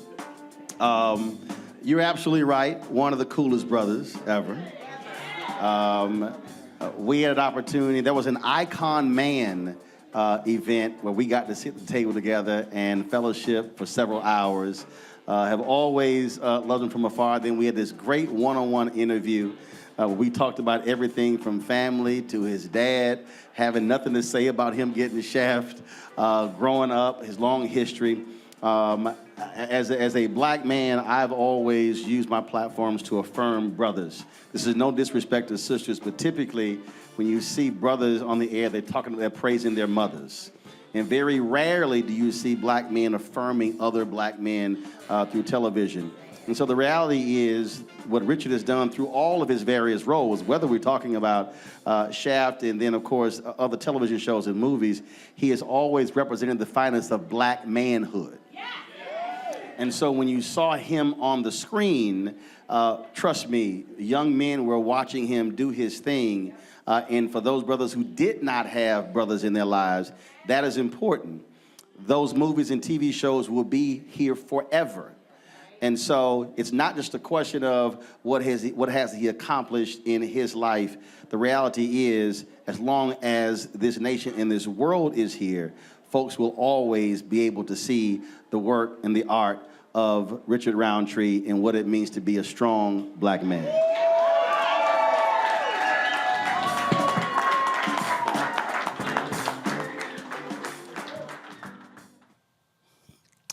Brought him to tears there, and of course, he had a few words to share with us as well.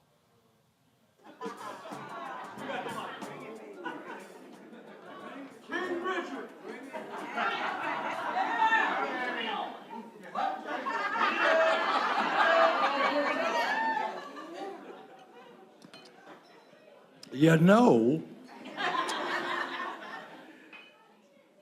there is so much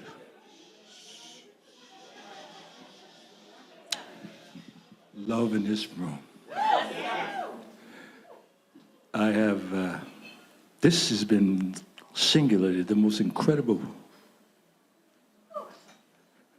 weekend. I have my family here. My oldest daughter came out in April, I think it was, and I thought it was just another visit. She's going to spend some time with me and her brother and her sister-in-law and Ezra. But she was hanging around the house, and I didn't think too much of it. But she came into my office and she said, "Dad, I need to talk to you."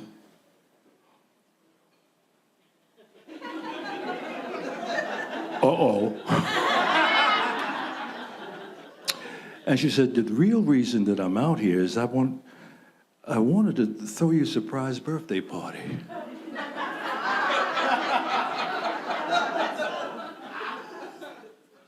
When I got up off the floor, I said, "Really?" She said, "Yeah, but the problem is, I don't know who you like to invite, where you would like to have it, so I need your help." Okay. That's when Bill Hammond came into the picture. And Bill, as Bill said, we've known each other for a long time, and I know he does the best events. And I hooked them up, and they collaborated, and this is what you see. I am so over the moon of feeling all of this love in the house tonight. I appreciate you all for being here. And Roland, that was stupid.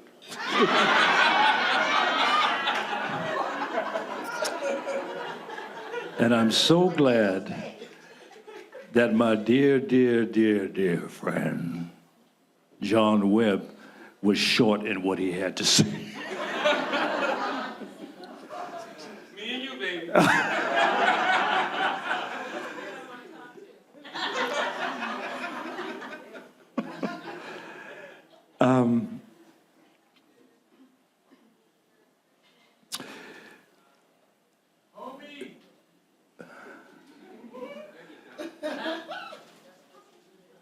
Tina and Patrick spoke briefly. I introduced them. That's my manager of over 25 years. That's what I said, 35. Keep me correct, okay, all right. It's been an incredible journey, and I appreciate you, and thank you.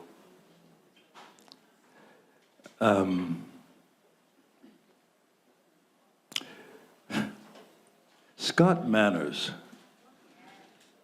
we go back over 20 years.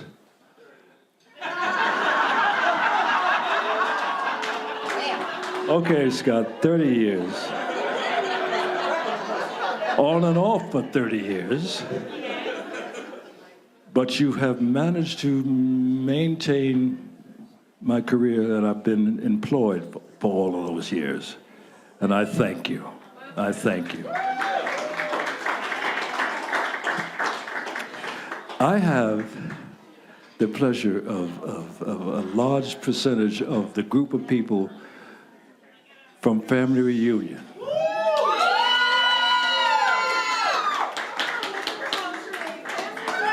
I tell you,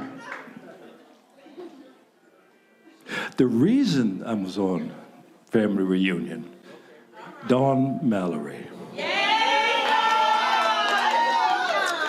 And she called me up and said, you know what, there's a project that I would like you to consider. I said, consider?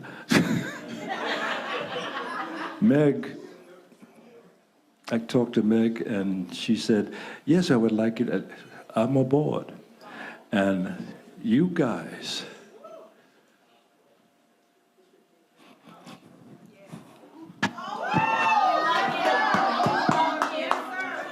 and that crazy woman, something about her last name being Divine. Who has a last name Divine?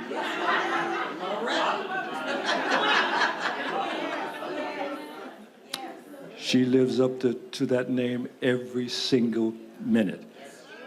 And I would have liked to have seen her have a mic off camera.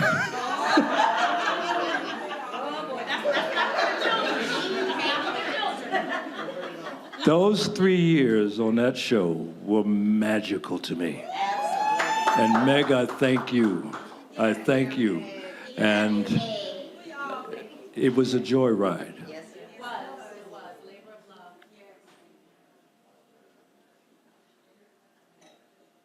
I can't think of anything else to say. I want to thank all of you for being here, and I want to thank you for all the love that I've been receiving up in here tonight. Thank you, thank you, thank you.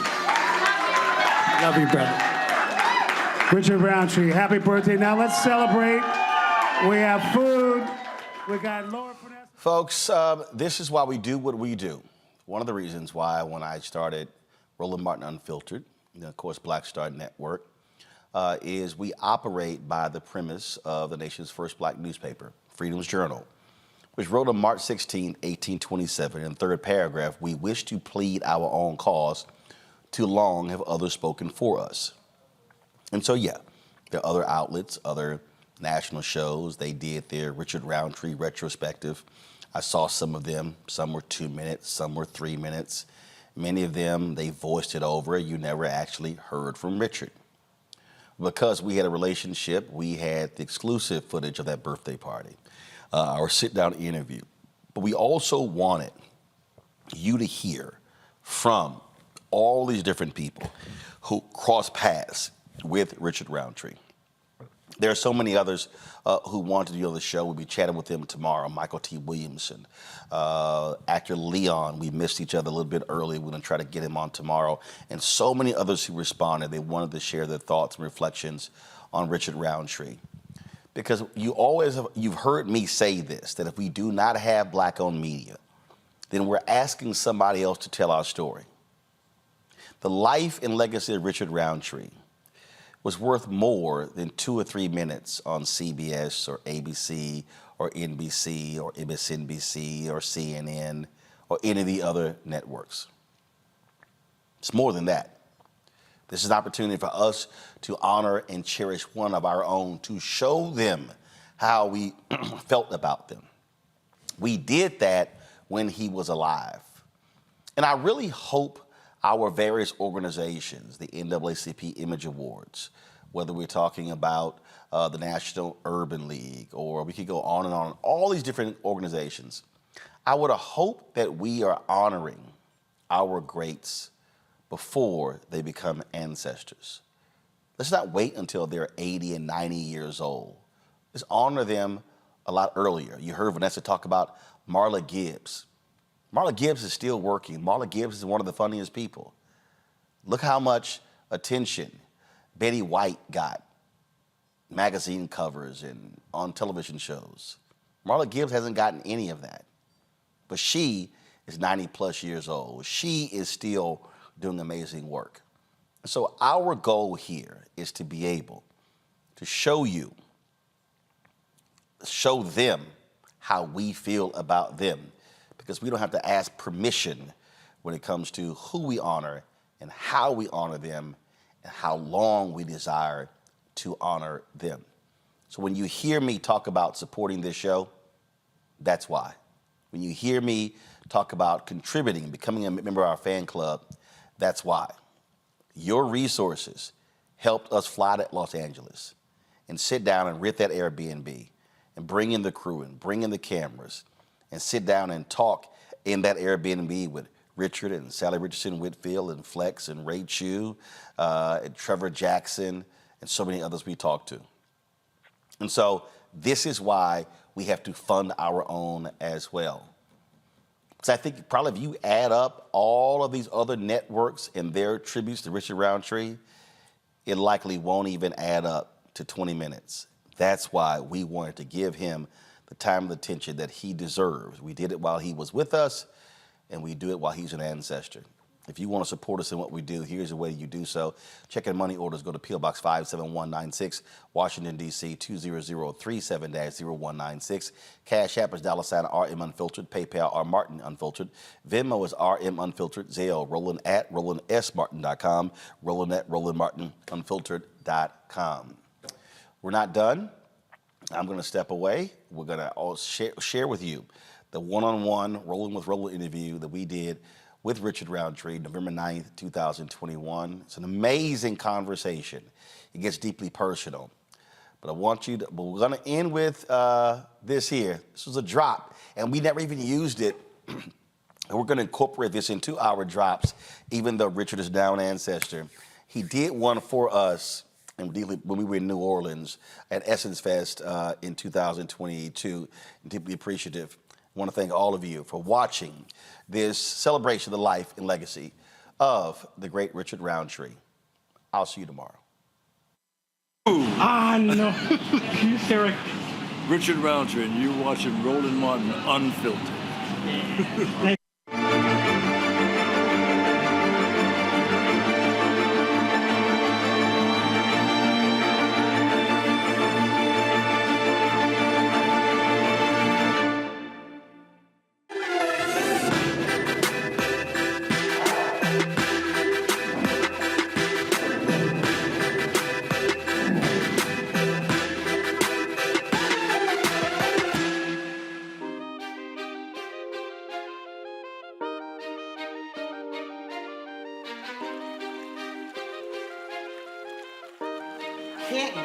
I can't do, like, seriously. Like, here's about to trip you out. Me and Glenn talked about this here. If you ever see me in jeans, I got cowboy boots on. I can't wear jeans. I cannot wear jeans. Because? I just can't wear jeans. I've never liked jeans. It's always been slacks. It might be pants. But if I ever have, the only time you will ever see me in jeans is if I'm wearing cowboy boots. Do you ride? Yeah, I haven't ridden in a while, but that's just, yeah. So I wear, I mean, I got about 20 You're pair of cowboy appropriately boots. dressed. Yeah, but I don't know what it is. Even when I was in high school, I didn't necessarily like jeans. I had like 2 pair. Now my dad, oh, he got jeans, he's clean pressed. No. Drive my wife crazy because we'll go somewhere and we're like, oh, it's casual. I'm getting dressed. She's like, what you doing? She's like, it's casual. I'm like, hell, this is casual. Like, what you talking about? Like, she'll throw some jeans on, her tennis shoes, or some casual, some shoes like that, whatever. I can't do that. Can't do it. Cannot do it. I couldn't even wear some shoes like that with some slacks. It would have to be loafers. It would have to be, I can't.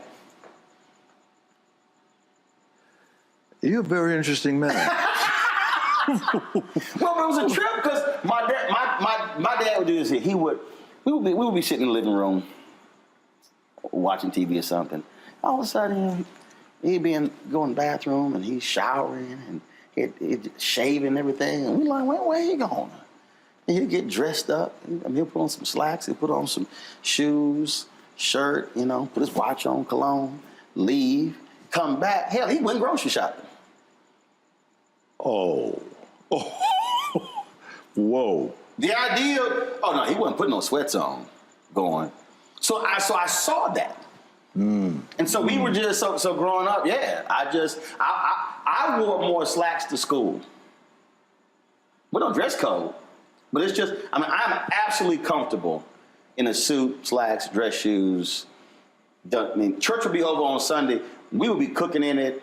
We'd be lounging around. Mom was like, y'all gonna change clothes? No, we fine. Me and my brother. It's nothing. Yeah. Okay. It's just a totally, that's what I'm saying.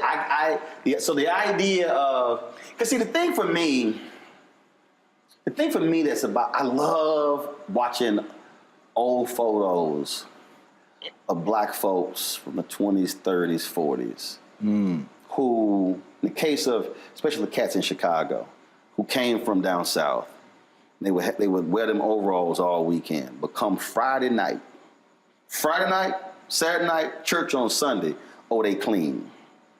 And I love looking at these old photos or videos and black folks dressed to the nines. Not the casual. So it's just something about that. Our sense of style. But you know that. That was the whole deal. That was the whole deal with Shaft. Yeah, that's Gordon Parks. That's Gordon Parks to the bone. I mean, he is singularly the most elegant man I had the pleasure of knowing. I never got a chance to meet him. Sorry? I never got a chance to meet him. Oh. But everything, I've seen the documentaries and the books, it was all.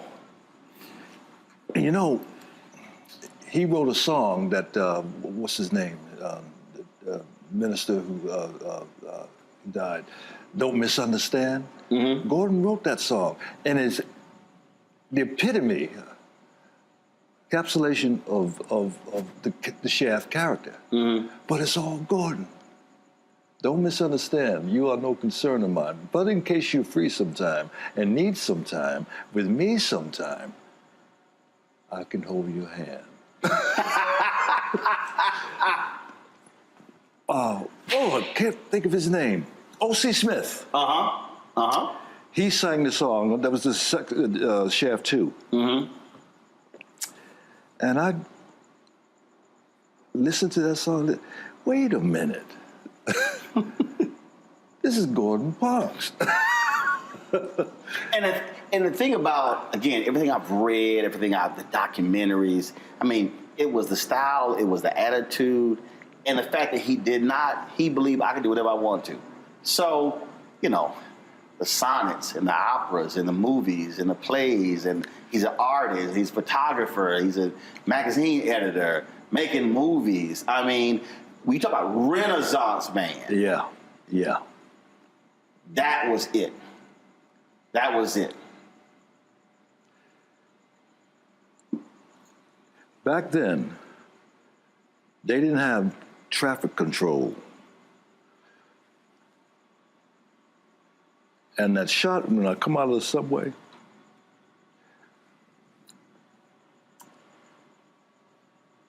here's what I want you to do.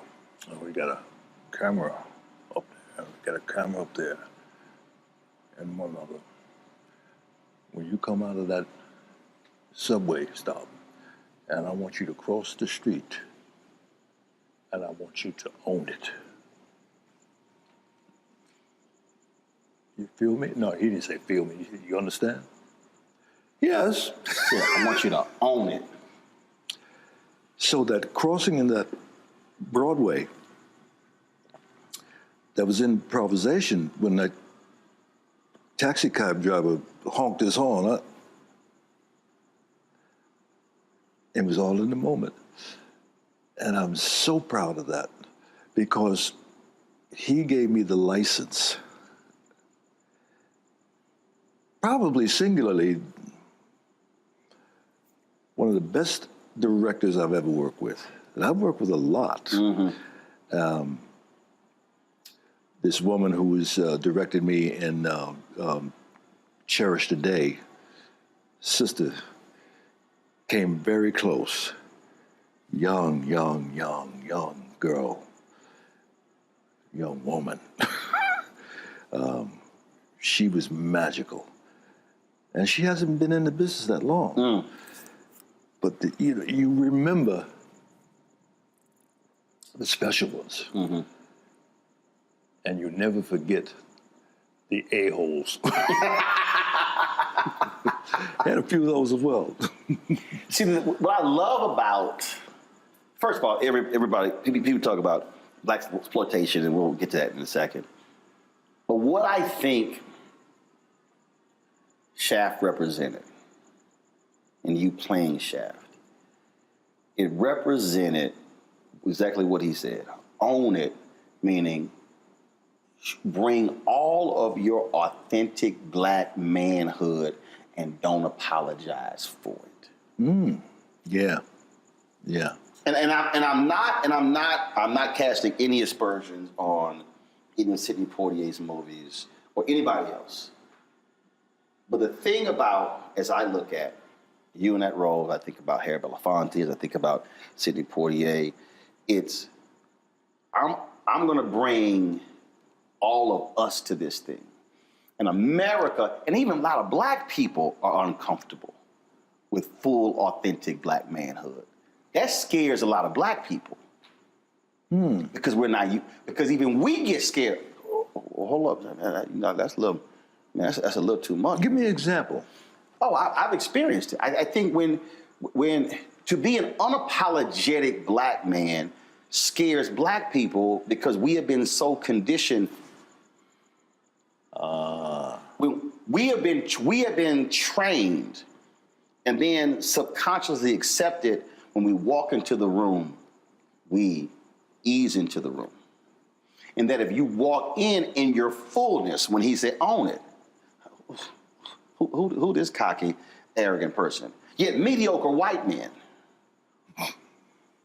go to many spaces like, oh, I belong here. And I think that is, and I've experienced where a lot of black people, you a bit much. Well, he not. Oh, but I am. Well, you're going to have to deal with it. And it's a very interesting, I think, and to see it on the big screen, this total badass, clean, women loved him, unapologetic. That, to me, is what it represented. I get what you're saying, and when I look back on it, Gordon's whole persona was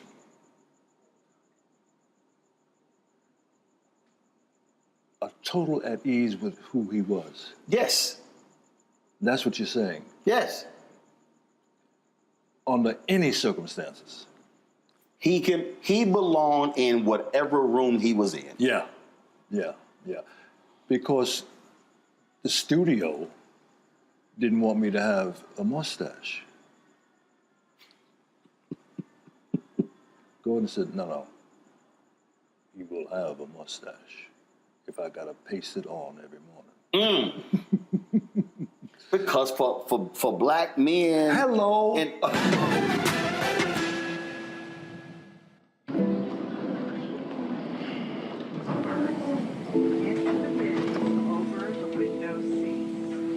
These are the only bins that will accommodate larger rollerboards.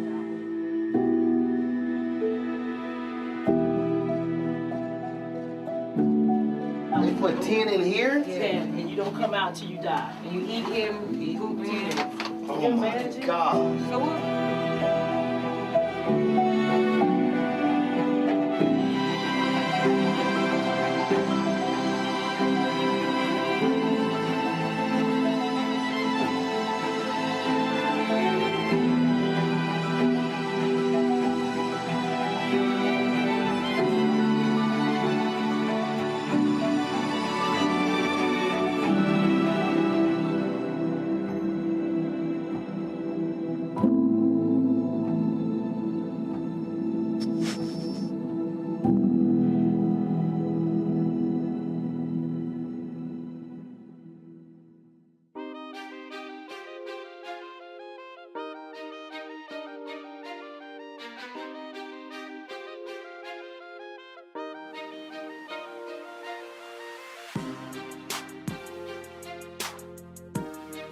My brother's an Alpha.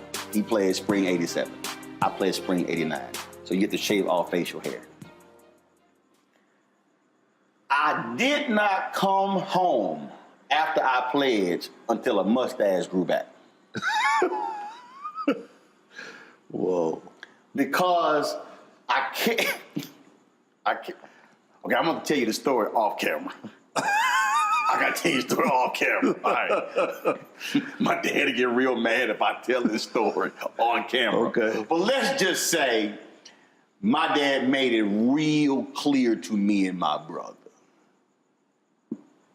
You better keep a damn mustache. Remind me to tell you the story. You gonna holler. But I've had that conversation with other brothers I went to college with, and when they went to corporate America, they shaved their beards, shaved their mustaches, and again, it was conforming to a standard that's not who we are. So for him to say no, he gonna have a mustache.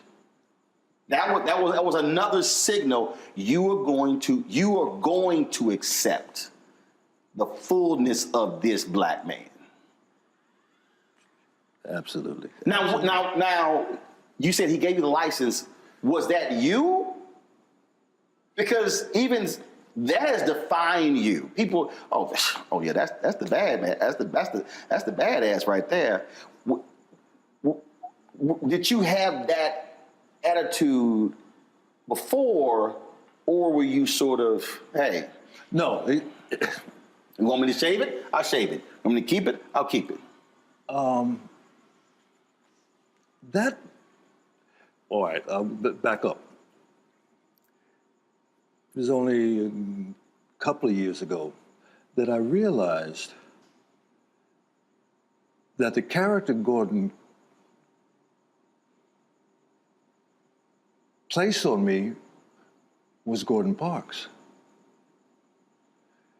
You know, he's got that bushy... Yes.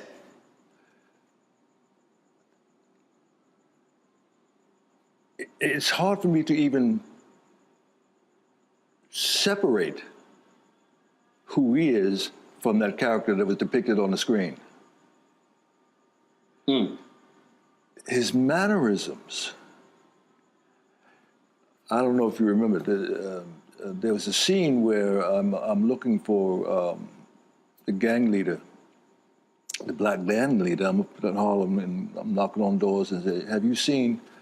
And he comes out, he did, what's that old actor who always put himself in his movies. It doesn't matter. But he opens the door and got, no, I ain't seen him. He owes me back money. And I looked at that, wait a minute. That is Shaft. You can't separate the two. That's who he is. Gordon Parks. Clean, always clean. Always, always, always. I still tell the story, and I love when you told me this, how you used to get really upset that people kept calling you that. And your daddy said, I tell people that all the time. I talk about that story all the time. How your daddy was like, please. Basically, son, you tripping. Yep. A lot of people leave this earth not being known for nothing. Shut up.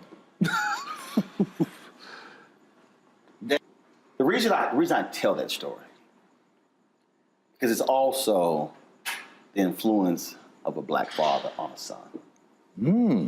And I talk a lot about my dad. Mom has been in my life. They've been married 54 years. Great, wonderful.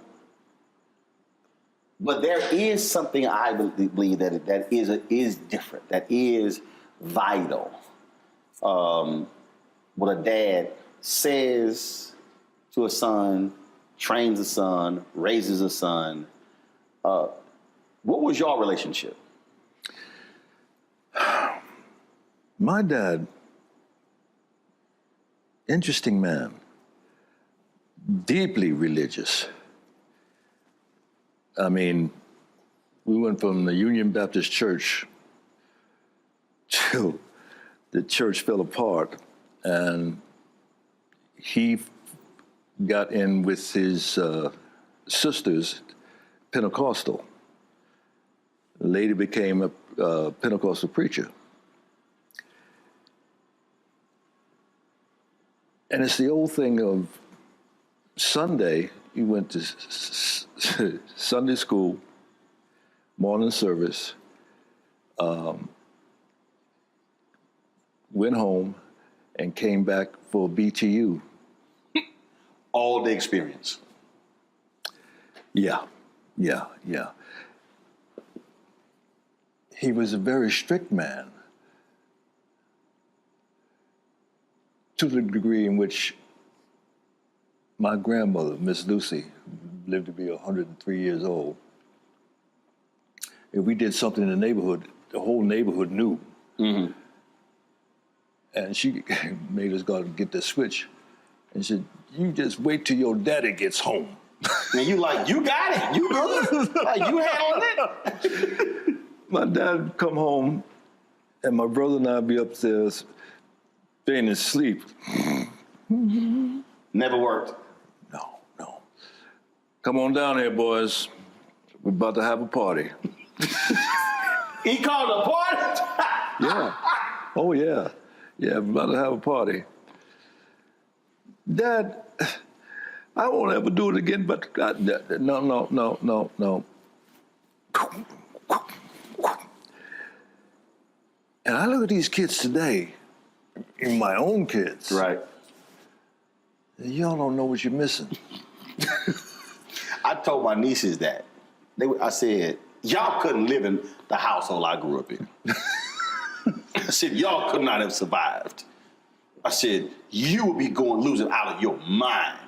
Because they had pushed me a little too far. And when I snapped, I said, y'all have no idea how close I am slapping the shit out of you. My dad, when he got upset, he couldn't talk. The Watkins man came to the door one day, knocked once and opened the door and said,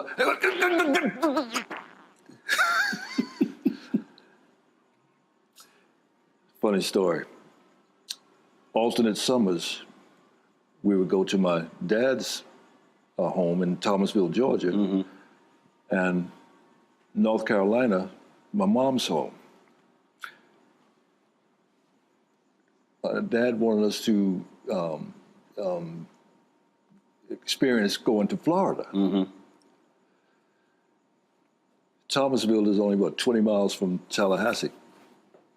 So my cousin, my brother, my sister, my mom and dad, we get in the car, we go to Thomasville, to Tallahassee. And we pull up at this general store. And this white kid is riding a bike on the wooden planks in front of the store. And Terry gets out of the car and walks up to the kid, said, "Can I ride your bike?" And the kid look at him like, he didn't say anything. "Now come on, just have a ride." Terry takes the bike and is just about to get on it. And my dad come flying out the door, grabbed up Terry, put him in the car. I don't know how fast we got back to Thomasville. But you just don't understand. We are not in New Rochelle. We are in the South. We didn't know what that was all about. But to see him, we knew when he was upset. Right.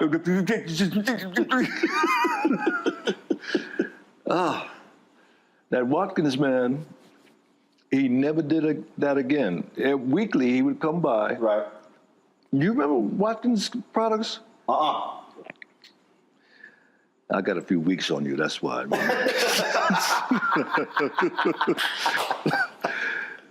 But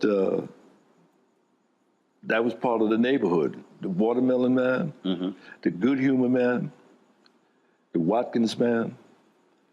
Weekly would come by trying to sell hair products and Vaselines and everything. I had a pretty good growing up. How did you decide to say, all right, I'm going to become an ebony model? No, I didn't get a vote on that. No, I was doing the Ebony Fashion Fair. Right. And Eunice Johnson, Mrs. Johnson, said, would you do an ad for us? And I was doing a little modeling in Manhattan prior to this. Very little. And I said, sure. I don't think I ever got paid for that. The Duke product. We were on salary, weekly salary with the Ebony Fashion Fair. 79. We're going to use you everywhere. How much was it? No, it was 79 cities in 90 days. Right. I don't remember what we were paid weekly, but I was sending that back because I was then married, had 2 children. People don't realize how huge that tour was. Oh. It was a significant fundraiser for many black organizations. Absolutely, absolutely. And after the film came out, I'd go doing promos from city to city. Say, oh boy, I know you did Shaft, but I remember you from the Ebony Fashion Fair. Because it was a huge deal. I mean, look, obviously people today don't understand because you see everything on television. But the reality is, when Ebony Fashion Fair, when that tour came to that city, especially mid-sized, small cities, it was the event of the year. Yeah. And then bringing these fashions from these African designers, the African Americans, these European designers from Paris, couture. I mean, it was a huge event. Yeah. And folks came dressed up. Yes. It was an event. I remember when we hit New York at the Hilton Hotel. I mean, as far as you could see, dressed to the nines. It was awesome. It was awesome. I loved it. Pull up a chair, take your seat. The Black Tape with me, Dr. Greg Carr, here on the Black Star Network. Every week, we'll take a deeper dive into the world we're living in. Join the conversation only on the Black Star Network.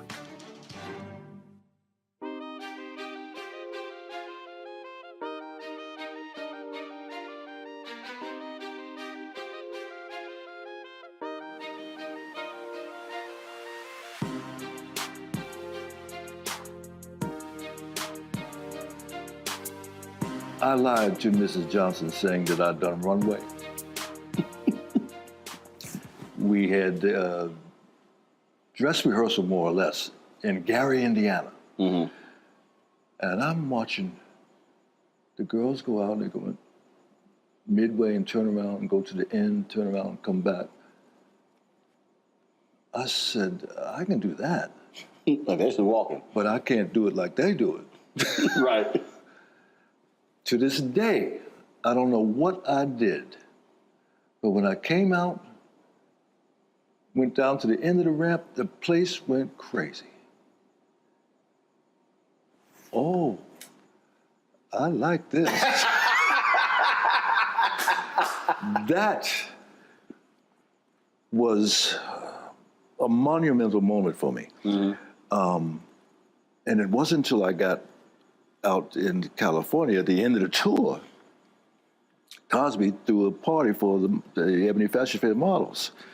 And during the course of the evening, we got to talking. And he says, so what are you going to do now? Well, I'm going to become an actor.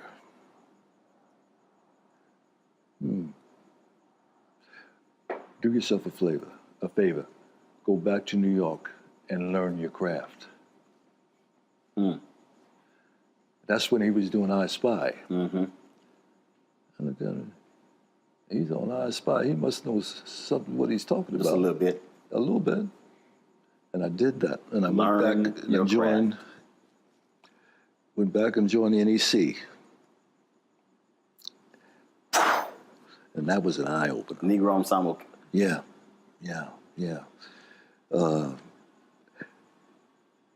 Robert Hooks.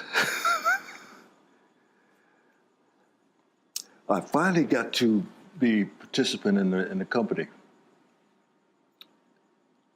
That brings another funny story. It was a 3-hour play,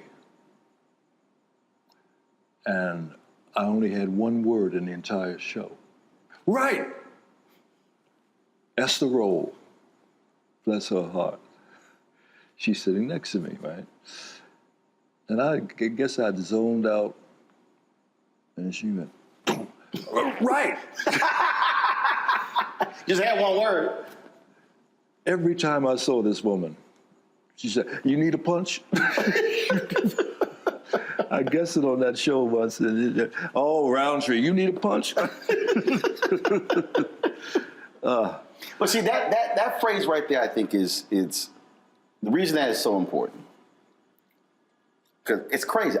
Today, I literally had a conversation with a young woman, journalist. And it's interesting because I have more sisters who reach out to me for advice and counsel on their career than brothers. It's very interesting. The sisters are like, yo, they will soak up the knowledge. Very few brothers call. And she called me, and we were talking, and I said, lost the last job, the last 2 jobs. BS with both. I said, look, get in. I don't care. I don't care about other people. I don't care about their own drama. I said, focus on your skill set. Focus on your weaknesses. I said, identify all your weaknesses. Focus on that. I said, don't focus on your strengths. I said, because your whole goal is to take away if anyone's doubting what you can do, remove all your weaknesses. So minimize them as best that you can.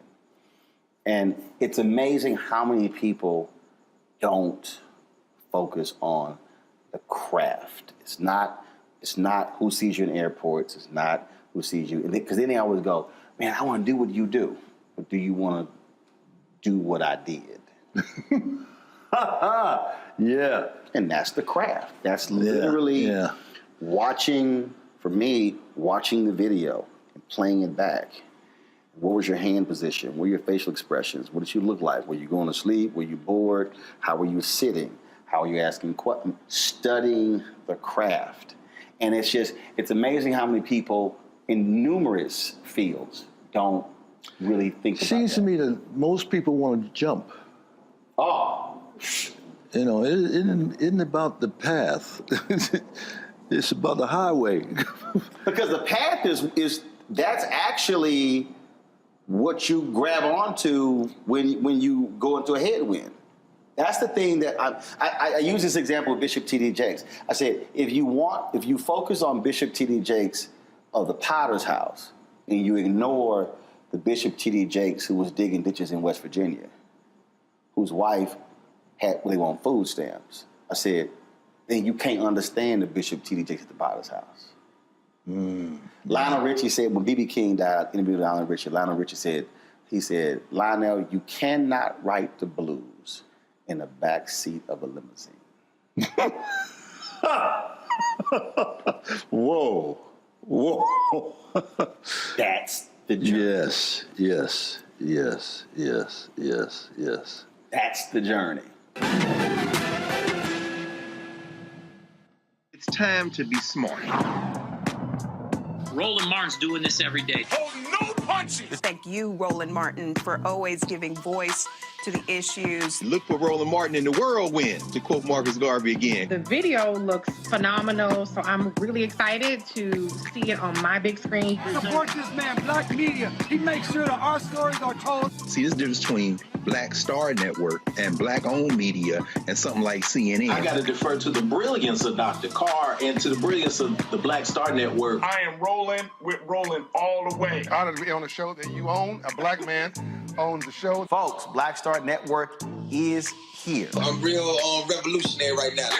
Roland was amazing on that. Stay black. I love y'all. I can't commend you enough about this platform that you've created for us to be able to share who we are, what we're doing in the world, and the impact that we're having. Let's be smart. Bring your eyeballs home. You can't be Black-owned media and be scared. You dig?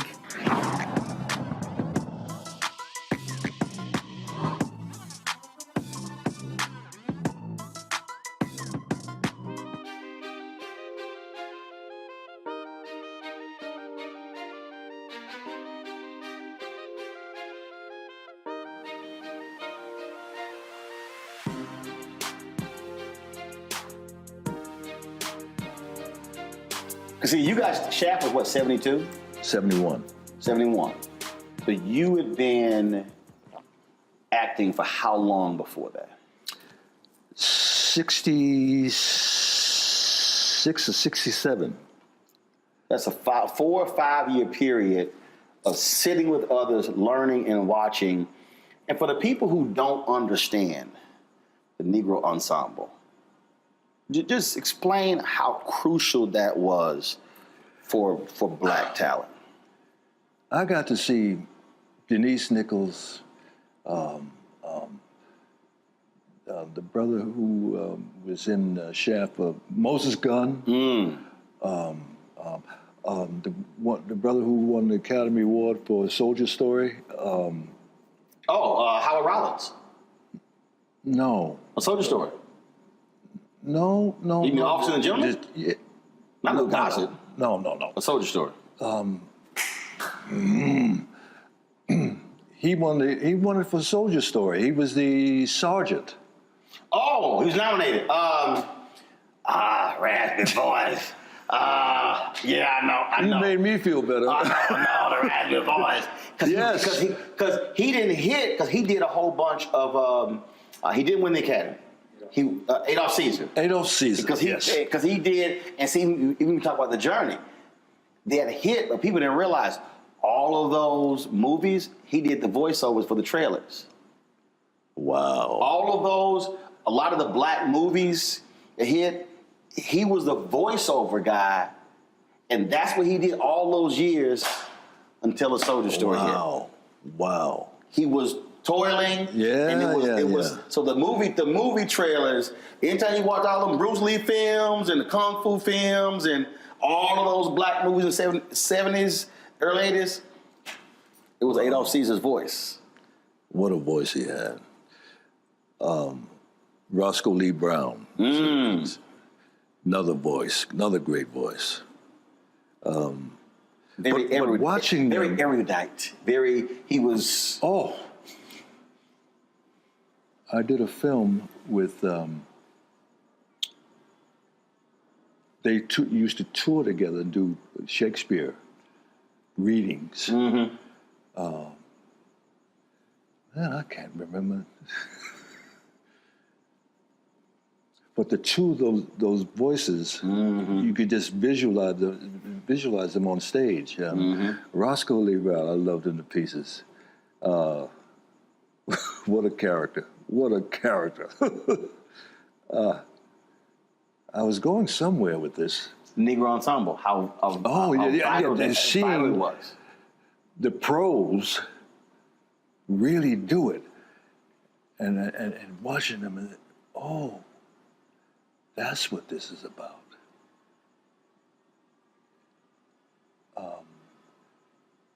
And I finally got into one of the performances, as I said, but I was trying to do modeling at the same time. So doing breaks, I would go do go-sees, what they call go-sees, go to different photographers and show them your portfolio, yada, yada, yada. And I'm sneaking back in one night. Robert Hooks called me, hey, Roundtree, you got to make a decision. Either you want to be an actor or a model, but you can't do both. That's when I started driving a cab in New York. Did that for 2 years. Driving a cab to allow you to be able to make some money, family to pursue this acting thing. Absolutely, absolutely. I remember I was dropping people off at Sardi's. And I said, one day, I'm going to be dropped off at Sardi's. I'll never forget. I had a fare one night. Woman drove and she asked me. You had a fare one night. Yeah. Those of you who are listening and watching, he did not say, I had an affair one night. F-A-R-E, not A-F-F-A-I-R. See, I pay attention. Let's not get it twisted. I pay attention. And she says, what are you going to do? And I said, I'm going to become an actor. Dissolve come up again after the film had come out. I'm in Manhattan. And I don't know what this meeting was about. But she says to me, Richard, you won't remember this, but I was in your cab one night and you told me that you were going to become an actor. She was in marketing for some BBD, or whatever. Right. Wow, really? And it came true. And that night at Sardi's, this was after Gordon told me that you got the role. I was in the telephone booth on 63rd and 3rd Avenue, across the street from Bloomingdale's. And that's back when you had to call in to see if you got messages. Right. Message was, call Mr. Gordon Parks. So I'll get in the phone booth and I drop my coins in and dial a number. And Gordon picks up the phone. Yes. Mr. Parks, this is Richard Roundtree. Oh, yeah, yes. Well, you know, it looks like you got the role. I didn't know whether I'll go blind. First of all, looks like, did I get it or not? Really? Okay, wait. You can't tell anyone because it's the end of the year to get lost in the press. we're going to announce it after the first of the year. Can I tell my parents? Oh, of course. Hung up the phone, and I'm walking around town, and my fellow actors and models are saying, hey, you know what? Tree, I think I might have gotten that role. You hear this 2 or 3 different times. Right. You're like, did he come? Well, wait a minute. Was I dreaming that? Or then Gordon calls me up. I call Gordon, and he says, we're having the press announcing you are the Shaft. You are Shaft. At Sardi's. Wow. Wow. I get in the limo, and when I pull up at Sardi's, oh, Lord. What we used to call, I'm shitting in high cotton. Yes, in high cotton, yes. I get out, and all the press is there, and the actors, and I walk in, and Gordon announces, yes, this is Richard Roundtree, and he's going to play the character Shaft. Oh, magic. I got to share this with you. Miss Lucy, my grandmother,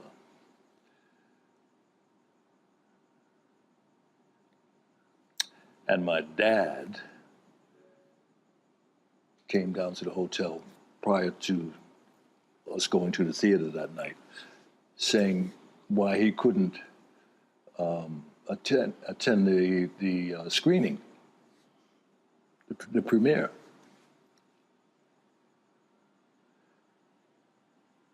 Okay.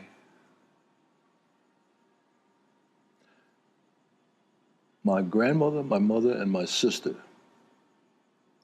and I go to this biggest night of my life. Right. Big lights, paparazzi, the whole 9. And we go into the theater. And the lion starts roaring. Film starts. And the first fight scene, my grandmother stood up. Don't you be hitting my boy! The place fell out. Miss Lucy, no, not this movie. Well, you sitting here like, no, I know my grandmother. She's 100% serious. Yeah. She was into it. She was in church. So Dad didn't go? No. Why? Because he's a very religious man. He never drank, never smoked, never cussed, and didn't go to the movies. Wow. Did he ever see the movie? Whoa. I don't think so. I did a film with Tim Reed and Daphne, Once Upon a Time When We Were Colored. Yes, amazing film. Once Upon a Time We Were Colored. Yeah. Roger Ebert said it should have been nominated for the Academy Award. Oh. Well, no, I remember. Oh. I have the DVD. That movie, I told T.D. Jakes about that. No, he was in the audience when I acknowledged the fact that one of the great moments in my life. Let me back up. My dad was out here visiting me one summer, and I sat him down and said, Dad, I want you to see something. And he sat there. And I'm sitting here. And when the film ended, well done. Ooh, I still get chills. Roland, that was a moment. The first time he ever said anything about what I was doing. I've been all over the world. People. But that moment, Oh! Johnny Roundtree said, well done.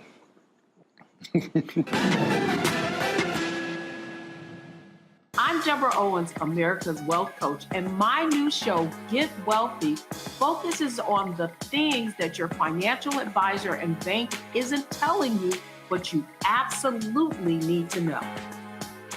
So watch Get Wealthy on the Black Star Network.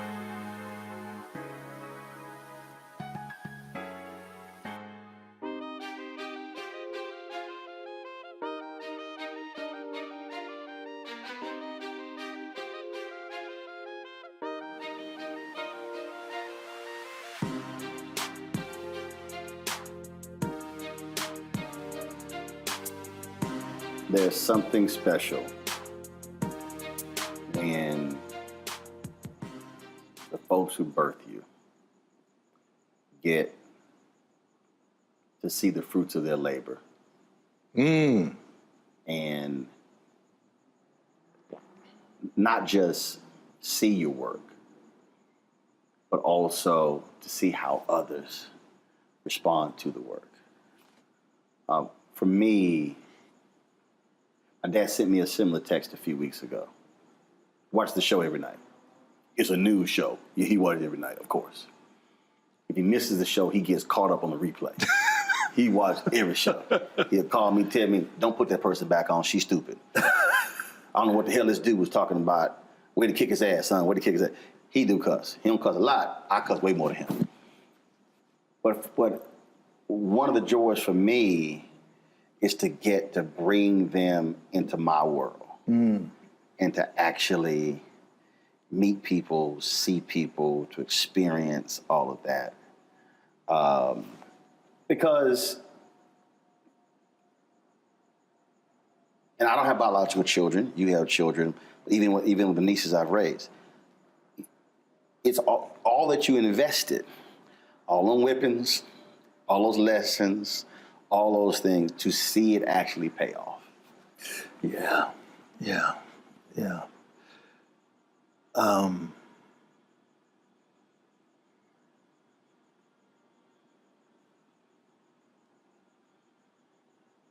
I can't say that I've experienced that with my children. To my dismay.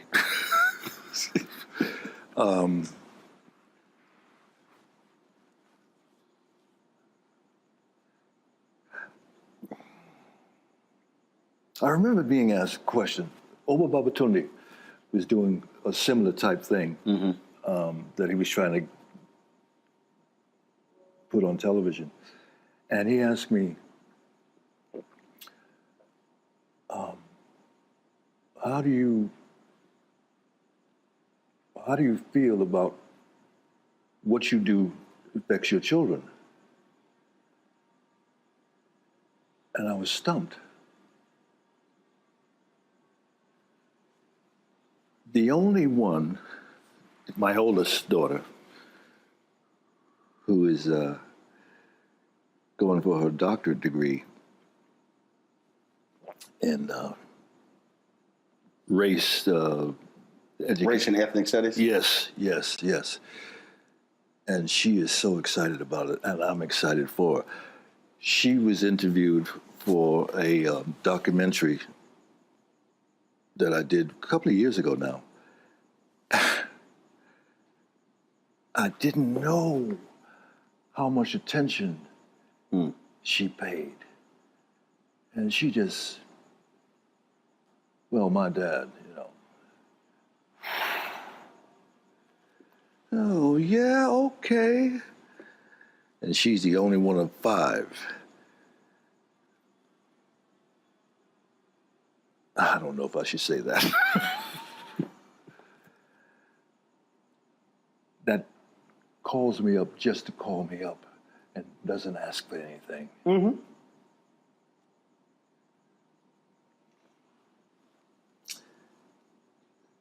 Can you tell I'm a little pissed off? Just a little bit. No, but look, it is a. See, for me, And many others have said that. Talk about that relationship, that experience. So we lived 8 blocks from my maternal grandparents. So I was with my grandmother, grandfather every day, almost first 15 years of my life till my grandfather passed. So the Catholic church we grew up in was founded in their living room. Nearly all our family went there. Every Sunday, it was 30, 40, 50, 60 people. Was it what? It was 30, 40, 50, 60 people at their house. I mean, because they had 8 children, 42 grandkids, like 70, 80 great-grandkids, like 120 great-great. I mean, just a huge family. So family matters. And when I talk to people, like it's amazing when I talk to folks and they say, yeah, I haven't seen my brother in 12 years. I haven't talked to so-and-so. That's foreign to me because of how we were raised. Right. And it's like if I go 3 months, like, hold on, what's going on? So my schedule gets crazy. So now, because I can, and they're retired, I'm like, all right, I fly out of Virginia. They were with me for 7 weeks. No reason at all. They came 3 weeks. They still work elections. So they were like, look, we gotta go back and work an election. So flew back to work the election, came back for like another 4 weeks. And just hanging. No one in particular, just at the house, chilling. Dad would cook every day. Mom, she was doing her stuff. And he just going places, watching TV, just being around, hanging around. And just, and other people, and it's interesting, it's very interesting. I talk to other people, and they're like, oh, I talk to my mom and my dad, they have these long conversations. I don't have those. I just call, yo, what y'all doing? We just talk whatever. But even when I bring, it's just like, yo, it's just being present. It's just being here. We don't have to do something. We don't have to go anywhere. It's like, people are like, what are y'all doing? We chill in the house. Well, you know just what? enjoying each other's company. I have to point the finger here for some of that. My upbringing, we weren't physically demonstrative at all. And I always made it a point to be the opposite when I'm present, physically even present. That's right.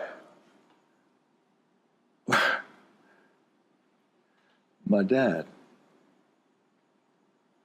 would call me up a day or two after his birthday. Say, hey, son, how you doing? You forget something? Oh, Dad, I'm sorry. Yeah. It's all right. Dissolve, come up, present day. The only time I hear from my kids is when they need something. And it's me also not reaching out my end of the bargain. It's very true. So because as parents, I get it. As parents, you look, you're supposed to call me. But and again, if I go a certain period of time, my dad will call. Son, what you doing? Oh, I'm sitting in here. Okay. All right. How the weather? What you working on? That sort of thing like that. Because I will get busy or whatever. We text a lot. We have a group family chat, and we have a group me on my whole family. We communicate constantly. Funny stories. We went here, posted photos here, and it's great because you're in tune with everybody. So I have 3 sisters, 1 brother, and then I have 9 nieces. 3 nephews. Then my wife's sister has a brother. My wife's sister has a son. So it's 12 kids. So 12 kids plus us 5 plus parents. So we're communicating constantly. So it's not like we have to actually call each other because we're communicating every single day in the group chat. Every single day? Every single day. Yeah. If I pull up this phone right here and I pull up, I'm looking here. Oh, perfect example. My sister said something 5 minutes ago. 7 minutes ago. So you sit here. It's our group chat. So we post something. We see a story. We chat. So my wife took photos. People put some Christmas tree up. My sister. The Christmas tree up already? No, the neighbors did. She's like, people across the street. Somebody was at a restaurant. They sent some food. Okay, my niece, happy Halloween. This all. So we. Wow.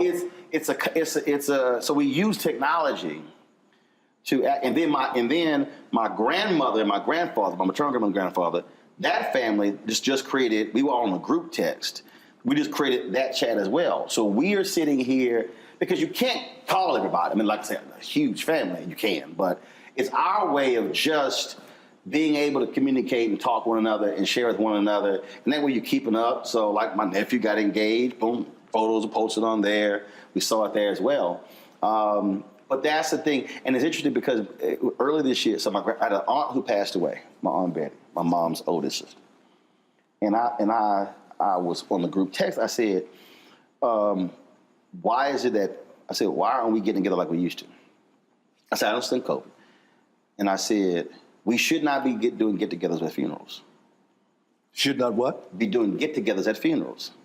I said, because when somebody dies, if you have no memories to discuss because you never got together, shame on those who are here.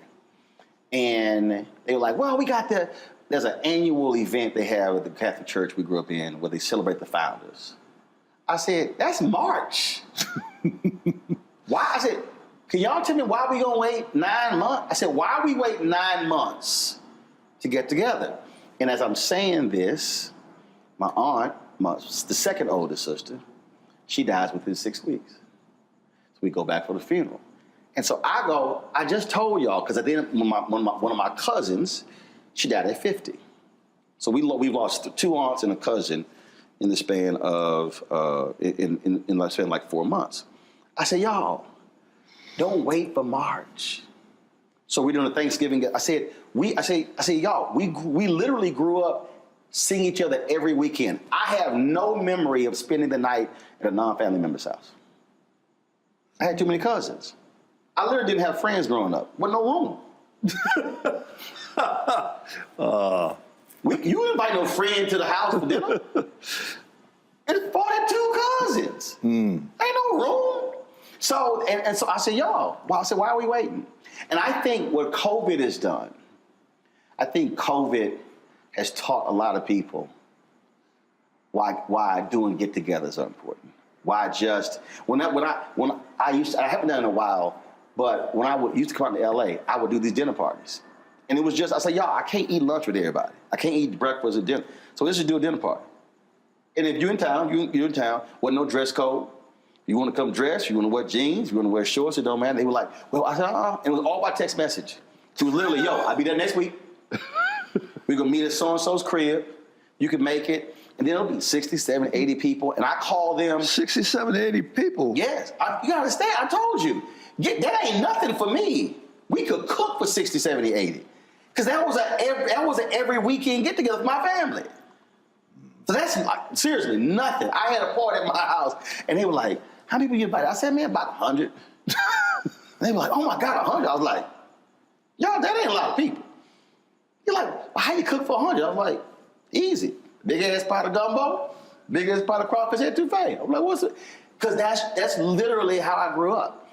But it was the point of fellowship, seeing each other, having fun, for no reason at all. Didn't have to be somebody's birthday or holiday. Richard ain't lying. This is how it would start.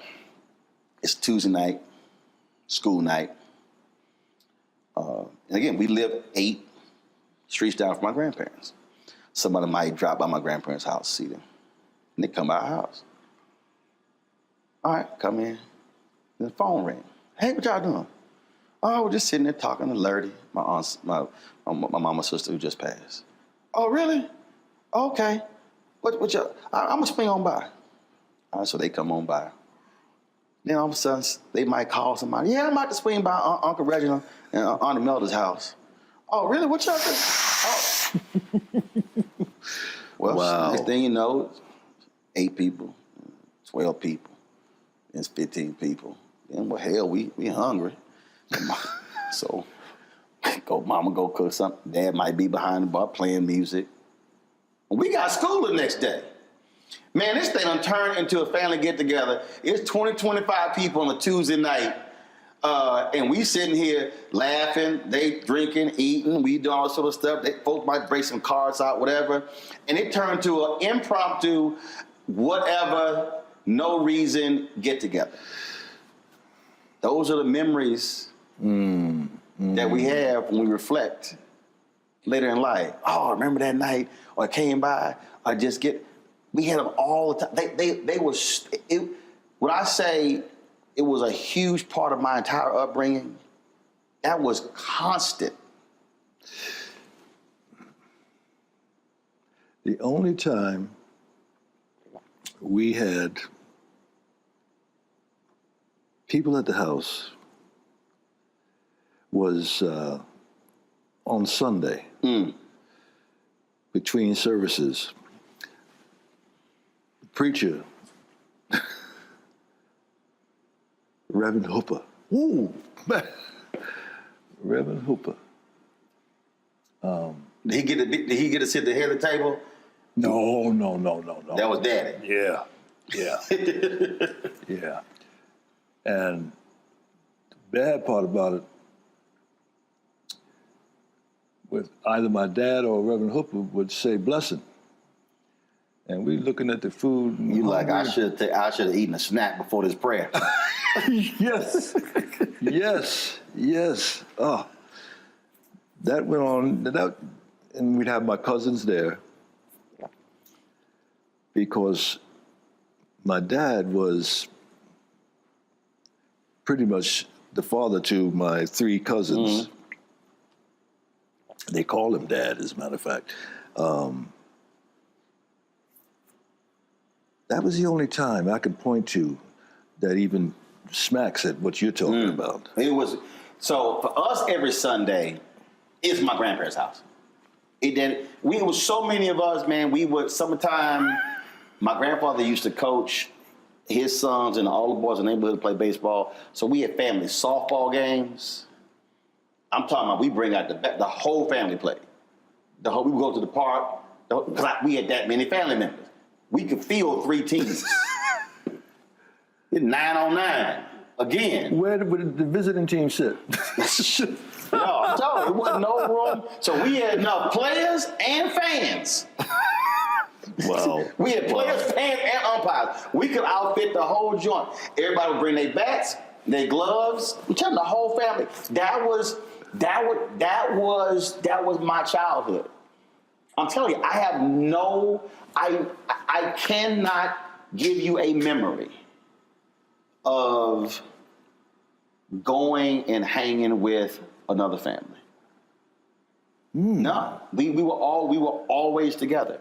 It probably were 2 or 3 parties growing up that we went to. My dad would drop us off, and I remember one time he pulled up, and he was like, "Okay, who are these people?" So he went inside. I need to know whose house this is. Whoa. Who? Y'all gonna be here? Cause here's the whole deal. He saw folk outside and they were drinking, he was like, "Yeah, come on, we all getting down." I'm telling you, I know it was like, okay, so y'all the adults, okay, this your house? Y'all gonna be here the whole time? Okay, I just want to make sure that they're gonna be adults here who are. And me and my brother like, oh, no, wow, seriously, bro. He's like, okay, I'll be back at 11:30. Bro, wow. Give me that look. Oh, that was probably I had a couple things. I mean, you grow up, you know, I'm just gonna leave him alone. Because him crazy. Like, just going, some people want to try their daddy. Mm-hmm. Nah, we wasn't going to go there. We going to go there. Hi, Hi, I'm Dr. Jackie Hood Martin, and I have a question for you. Ever feel as if your life is teetering and the weight and pressure of the world is consistently on your shoulders? Well, let me tell you, living a balanced life isn't easy. Join me each Tuesday on Black Star Network for A Balanced Life with Dr. Jackie. We'll laugh together, cry together, pull ourselves together, and cheer each other on. So join me for new shows each Tuesday on Black Star Network, A Balanced Life with Dr. Jackie.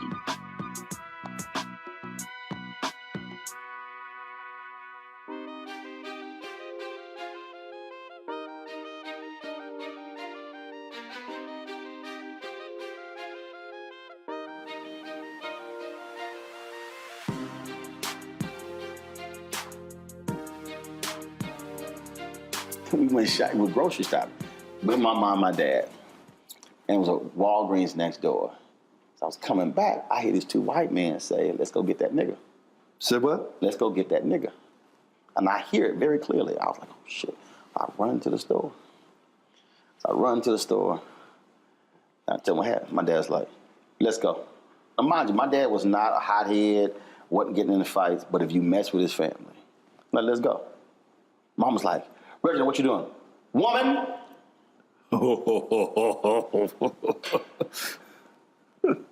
We ain't having this conversation. Look at me. Let's go. I'm looking at him like, where the hell we going? Like, I'm not trying. We walk out the grocery store. It was a Kroger. Hanging right, going to the Walgreens, going up the aisle. That them? No, they ain't them. Next, is that them? No. That's them. Walk straight up. Excuse me. Tell them what you just told me. I'm like, And then I tell a story. No, sir, no. We weren't talking about your son. No, we were just, that was another guy we speak. He was like, so you two had nothing to say to my son. I'm just checking. Y'all have a good day. That's when I was like, this Negro crazy. I am not going to be trying him at April. That's straight up what happened. Richard, is not the craziest thing. We went to go visit my grandmother for Kansas City. And my grandmother left when he was a child, when he was a newborn, because she was being physically abused by his dad. So my dad was born in 1947. He did not meet his mother until 1980. And he was looking for her his whole life. Finally found her. Very emotional when she called. So she first came to visit. So high school seniors, this is 1987. So 86, this is November 86. So we're going to Kansas City. And I worked at Steak and Ale, only to make enough money to buy my class ring, my high school class ring. So I told them I can't work Thanksgiving. Like, well, you got to work. I said, look, we got a family trip. My dad's like, damn that job. He said, Steak and Ale, that's slave in hell. You are not staying home. Because first of all, he like, you ain't staying home and we gone. You come to I'm going to Kansas City. So I came back with no job. They said, you fired. All right. So I go and get my check. It's like, look, we busy tonight. We ain't got time to get your check. I come outside, I was like, now I know what's about to happen. I was like, I'm not gonna wonder. They ain't giving their check. Cars running. Shit. Car, window up.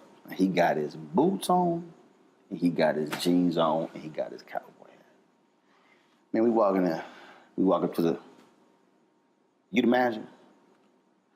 No. I'm just the hostess. You want the manager? I go get the manager. He's like, go get the manager. Dang. So, manager comes up. He comes up like bouncing. So how can I help you? He got his hat. He's twisting it slowly with the brim. I understand y'all not gonna give my son his check.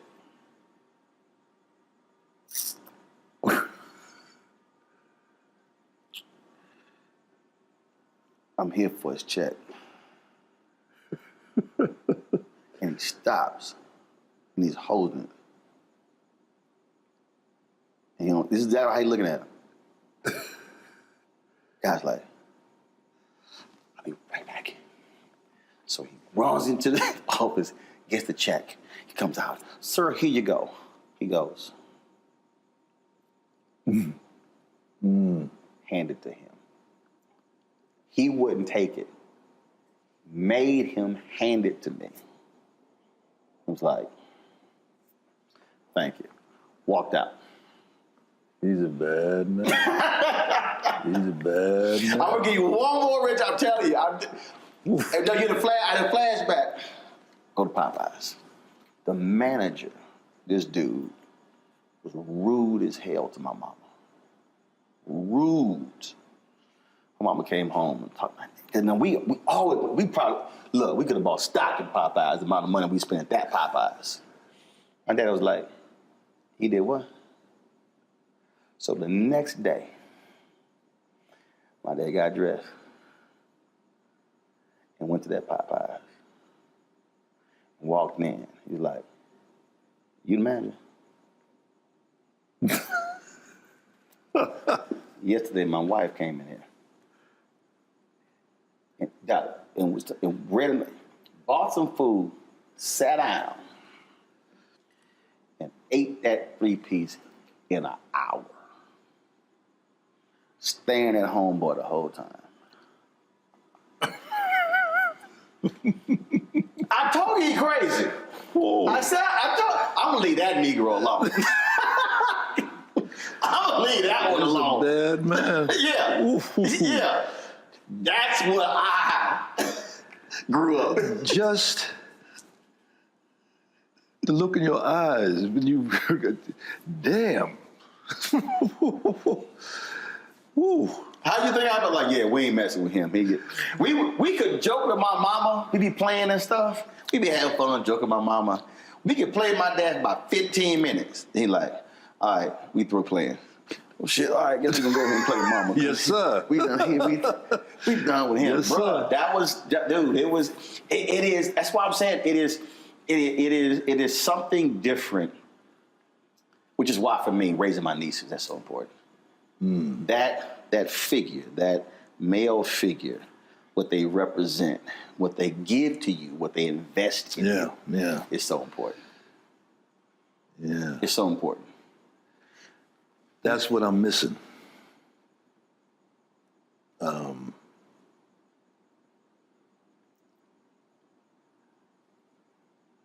I'm too soft. That's the bottom line. If that happened to I'm gonna get a call. And it ain't gonna go well. You can't call? You said your dad 2 days afterwards. Nah. Birthday's at 12:01. If my ass does not call between 12:01 a.m. and 11:59 p.m., there will not be waiting 24, 48 hours. You gonna hear. Matter of fact, I'm gonna hear a week before. You coming home? Wow. Oh yeah. Because his mother left when he was newborn. Dad was murdered when he was 9 by his second wife. So family is huge for my dad. And so then with my mother, all the family being all around, family is huge for us. It is huge. It's huge. And nothing gets in the way. And that all emanates from him. Both of them. But really, for him, because of what he didn't have. Yeah, I totally get that. And so, so for my mom, absolutely, her brothers, her sisters, and then because we didn't spend a lot of time around my dad's brothers and sisters. Nearly our entire life was all around my mom's brothers and sisters. My grandmother had a catering business. I was 7 years old. I was 7. We were catering weddings, all this sort of stuff. So we spent so much time around them. It was but it's just the value of what that means. The power of family. And it's never too late. See, I don't. You said they don't call. Don't matter what happened before. Seriously. If I'm you, the moment this interview is over, I'm gonna call one. I'm gonna say call the other on the three-way, and you call the other on the three-way. I don't give any excuses. We'll force it to happen. No, we getting together. Oh, I ain't got no money. You ain't got to pay. But you get together with family. Because time is finite. They got kids? Yeah, I've got 2 grands from my younger of the first marriage. How often you see them? I haven't seen my grandkids. Well, one came out here last year before the pandemic. Right. And I haven't seen my youngest daughter, and she lives in Venice. Oh, hell no. You got an address? No. See? I'll be at the house. I would. Oh, I don't question. Richard, I'm not questioning. I'll be like, yo, you got her address? Text it to me. Then I'll show up at the house. Hey, girl. It's a whole different deal. You know how the cousin got mad at me? Because she's like, you slap your mama on the butt? I'm like, yeah. I come home like, what up, woman? You got to be lying. No, I do. Oh, my goodness. No, I am straight up. Because guess what? I saw my grandfather slap my grandma on the butt. I saw my daddy slap my mom on the butt. I do the exact same thing to my wife. I come home, hey, woman. Roland, you crazy. Yeah, of course I am. Everybody in my family know I'm. It's all love. If I didn't do that, she probably think I'm sick. It's like, boy, you crazy. I'll give a noogie. You heard that word. I do. So my mom's short. I'm like, come here, woman. Oh, yeah. You come my family gathering, you're gonna be like, I see this whole family. Because we absolutely enjoy being around each other. Yeah. Even when people act stupid. Even when people act stupid, we do that. It's such a difference. There's 2 sides of my family. My mother's side, crazy. My dad's side, they're all preachers. Right. Very religious. But I enjoyed being around my mother's family. I mean, because y'all had fun. Johnny B. He claimed, I don't know if it's true or not, that he played guitar with Basie back in the day. Mm-hmm. They're all World War II veterans. My Uncle Elmo, Johnny B. And my grandmother had 10 children. She outlived all but 1.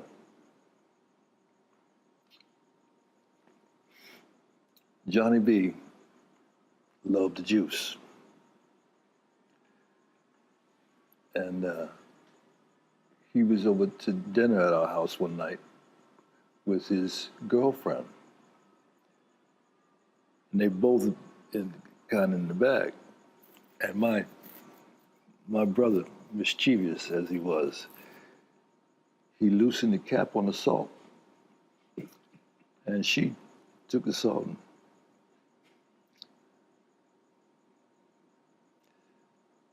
and Johnny B, that's the way he laughed. Oh, I forgot to add that she was a big woman. Tree, you know why I love her? Because there's so much of her.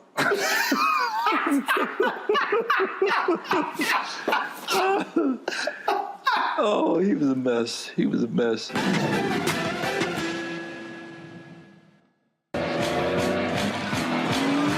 all impacted by the culture, whether we know it or not.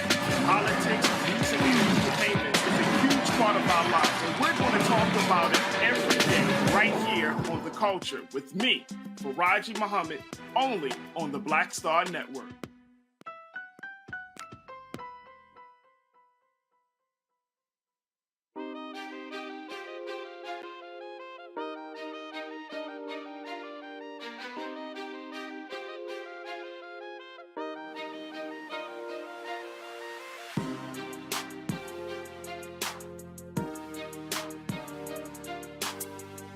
When we moved uptown, so to speak, at New Rochelle, I was in high school at this point, but I always kept liquor in the house, right?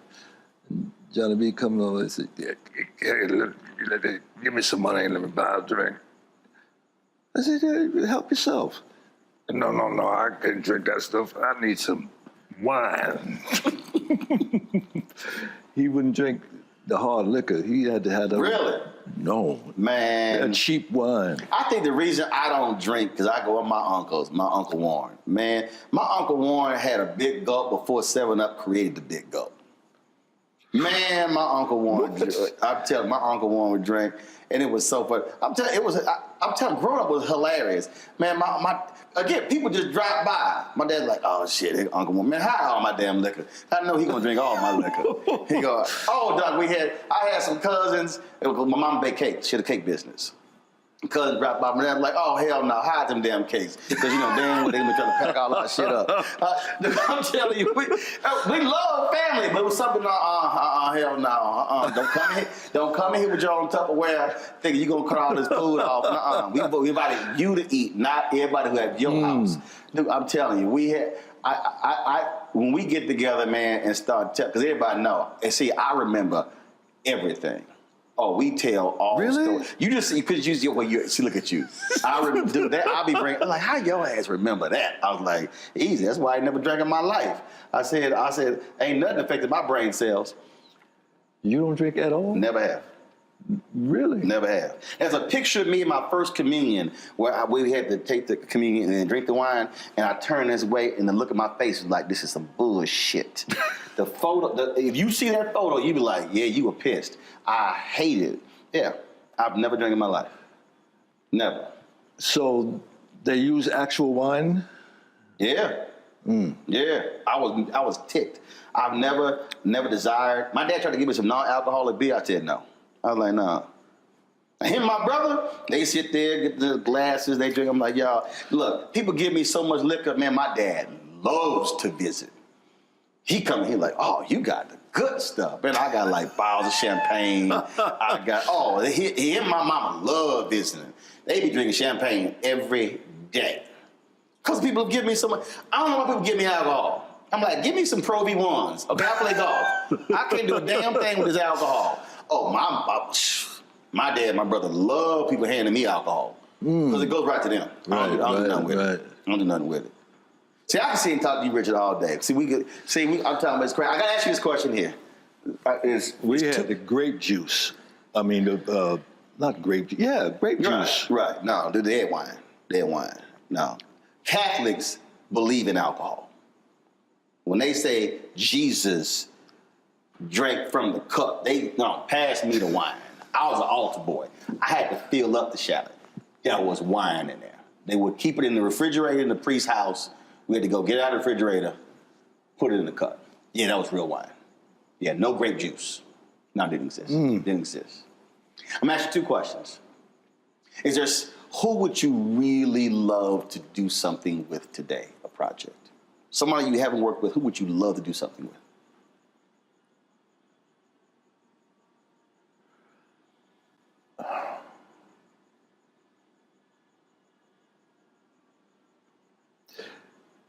Actor, director, doesn't matter who it is.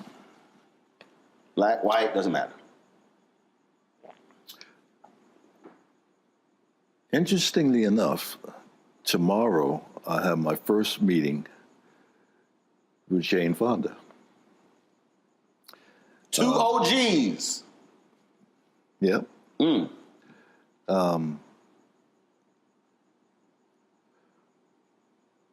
But looking back, most of the people are not even here anymore.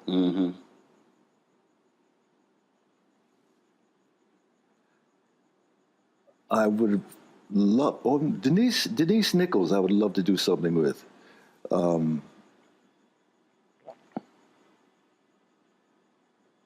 This movie that's out right now, I haven't seen it, The Harder They Fall. All the characters, there's a character in there, Jim Beckworth, who discovered Beckworth Pass up in Sierra Nevada. I've always wanted to do that character. And I was so excited to hear that he is one of the characters in The Harder They Fall. Now, you know, Glenn, he said when I asked him this question, he said to do an authentic Western. And he said he's working on it. Give your boy a shout. Give your boy a shout. Yeah. Yeah. He's working. He is one of my heroes. I mean, there's nothing he can't do.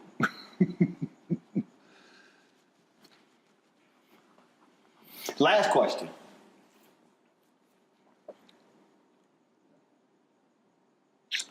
A 100 years from now. 100 years from now. Young person. It's coming across YouTube. They're streaming something.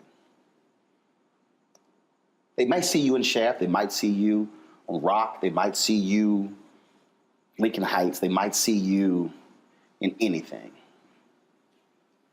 And if that kid says, who is this Richard Roundtree guy?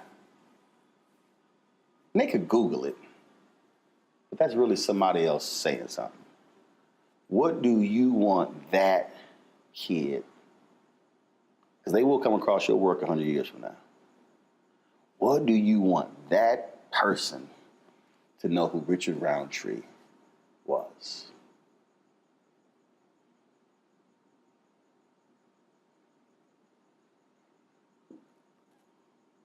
Classic gentleman.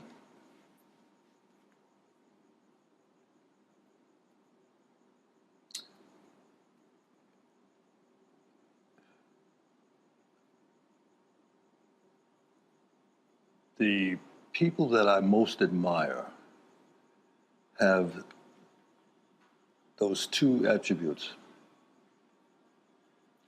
class and an excellent gentleman.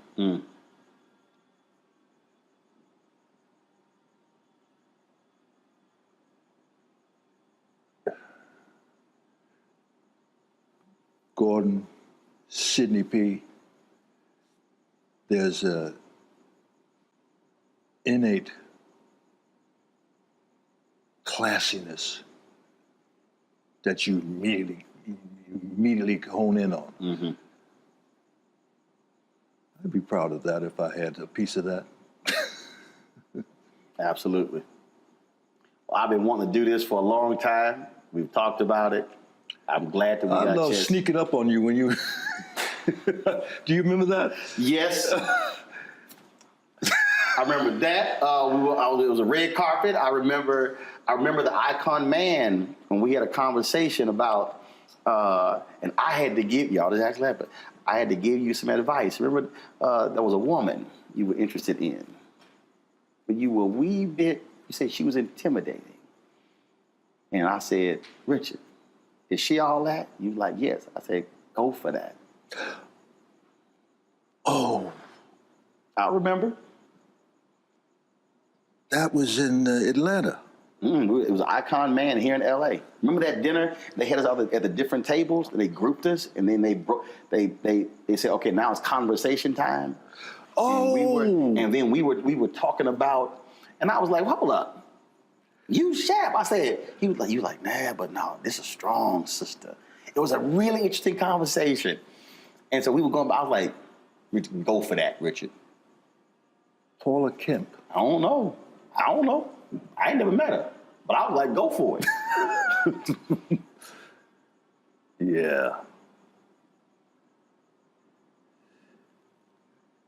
Yeah. There are times when you feel very confident, and there are times that you're squirmish. And that was one of those times. I don't know about that. No, I can envision you being squirmish. No, because I'm going to tell you why. There were things, when you talked about doing the opposite of when you see something. There were opportunities that were presented to my parents growing up that for whatever reason, they were afraid to go after. And I said, that will not happen to me. Mm. I literally said, that will not happen. And I was like, what are you doing? There were people who wanted my dad to run for city council in Houston. My dad's like, my parents didn't go to college. We didn't like we had money. Parents never made more than $50,000 combined. But they were so committed to civic duty and purpose that people saw that and it was authentic and they said, you should run. For whatever reason, chose not to. When I was a kid, I was 13, 14, and I saw it and I was like, that will not happen. And my dad introduced me in this church and he's like, I don't know where my son gets it from.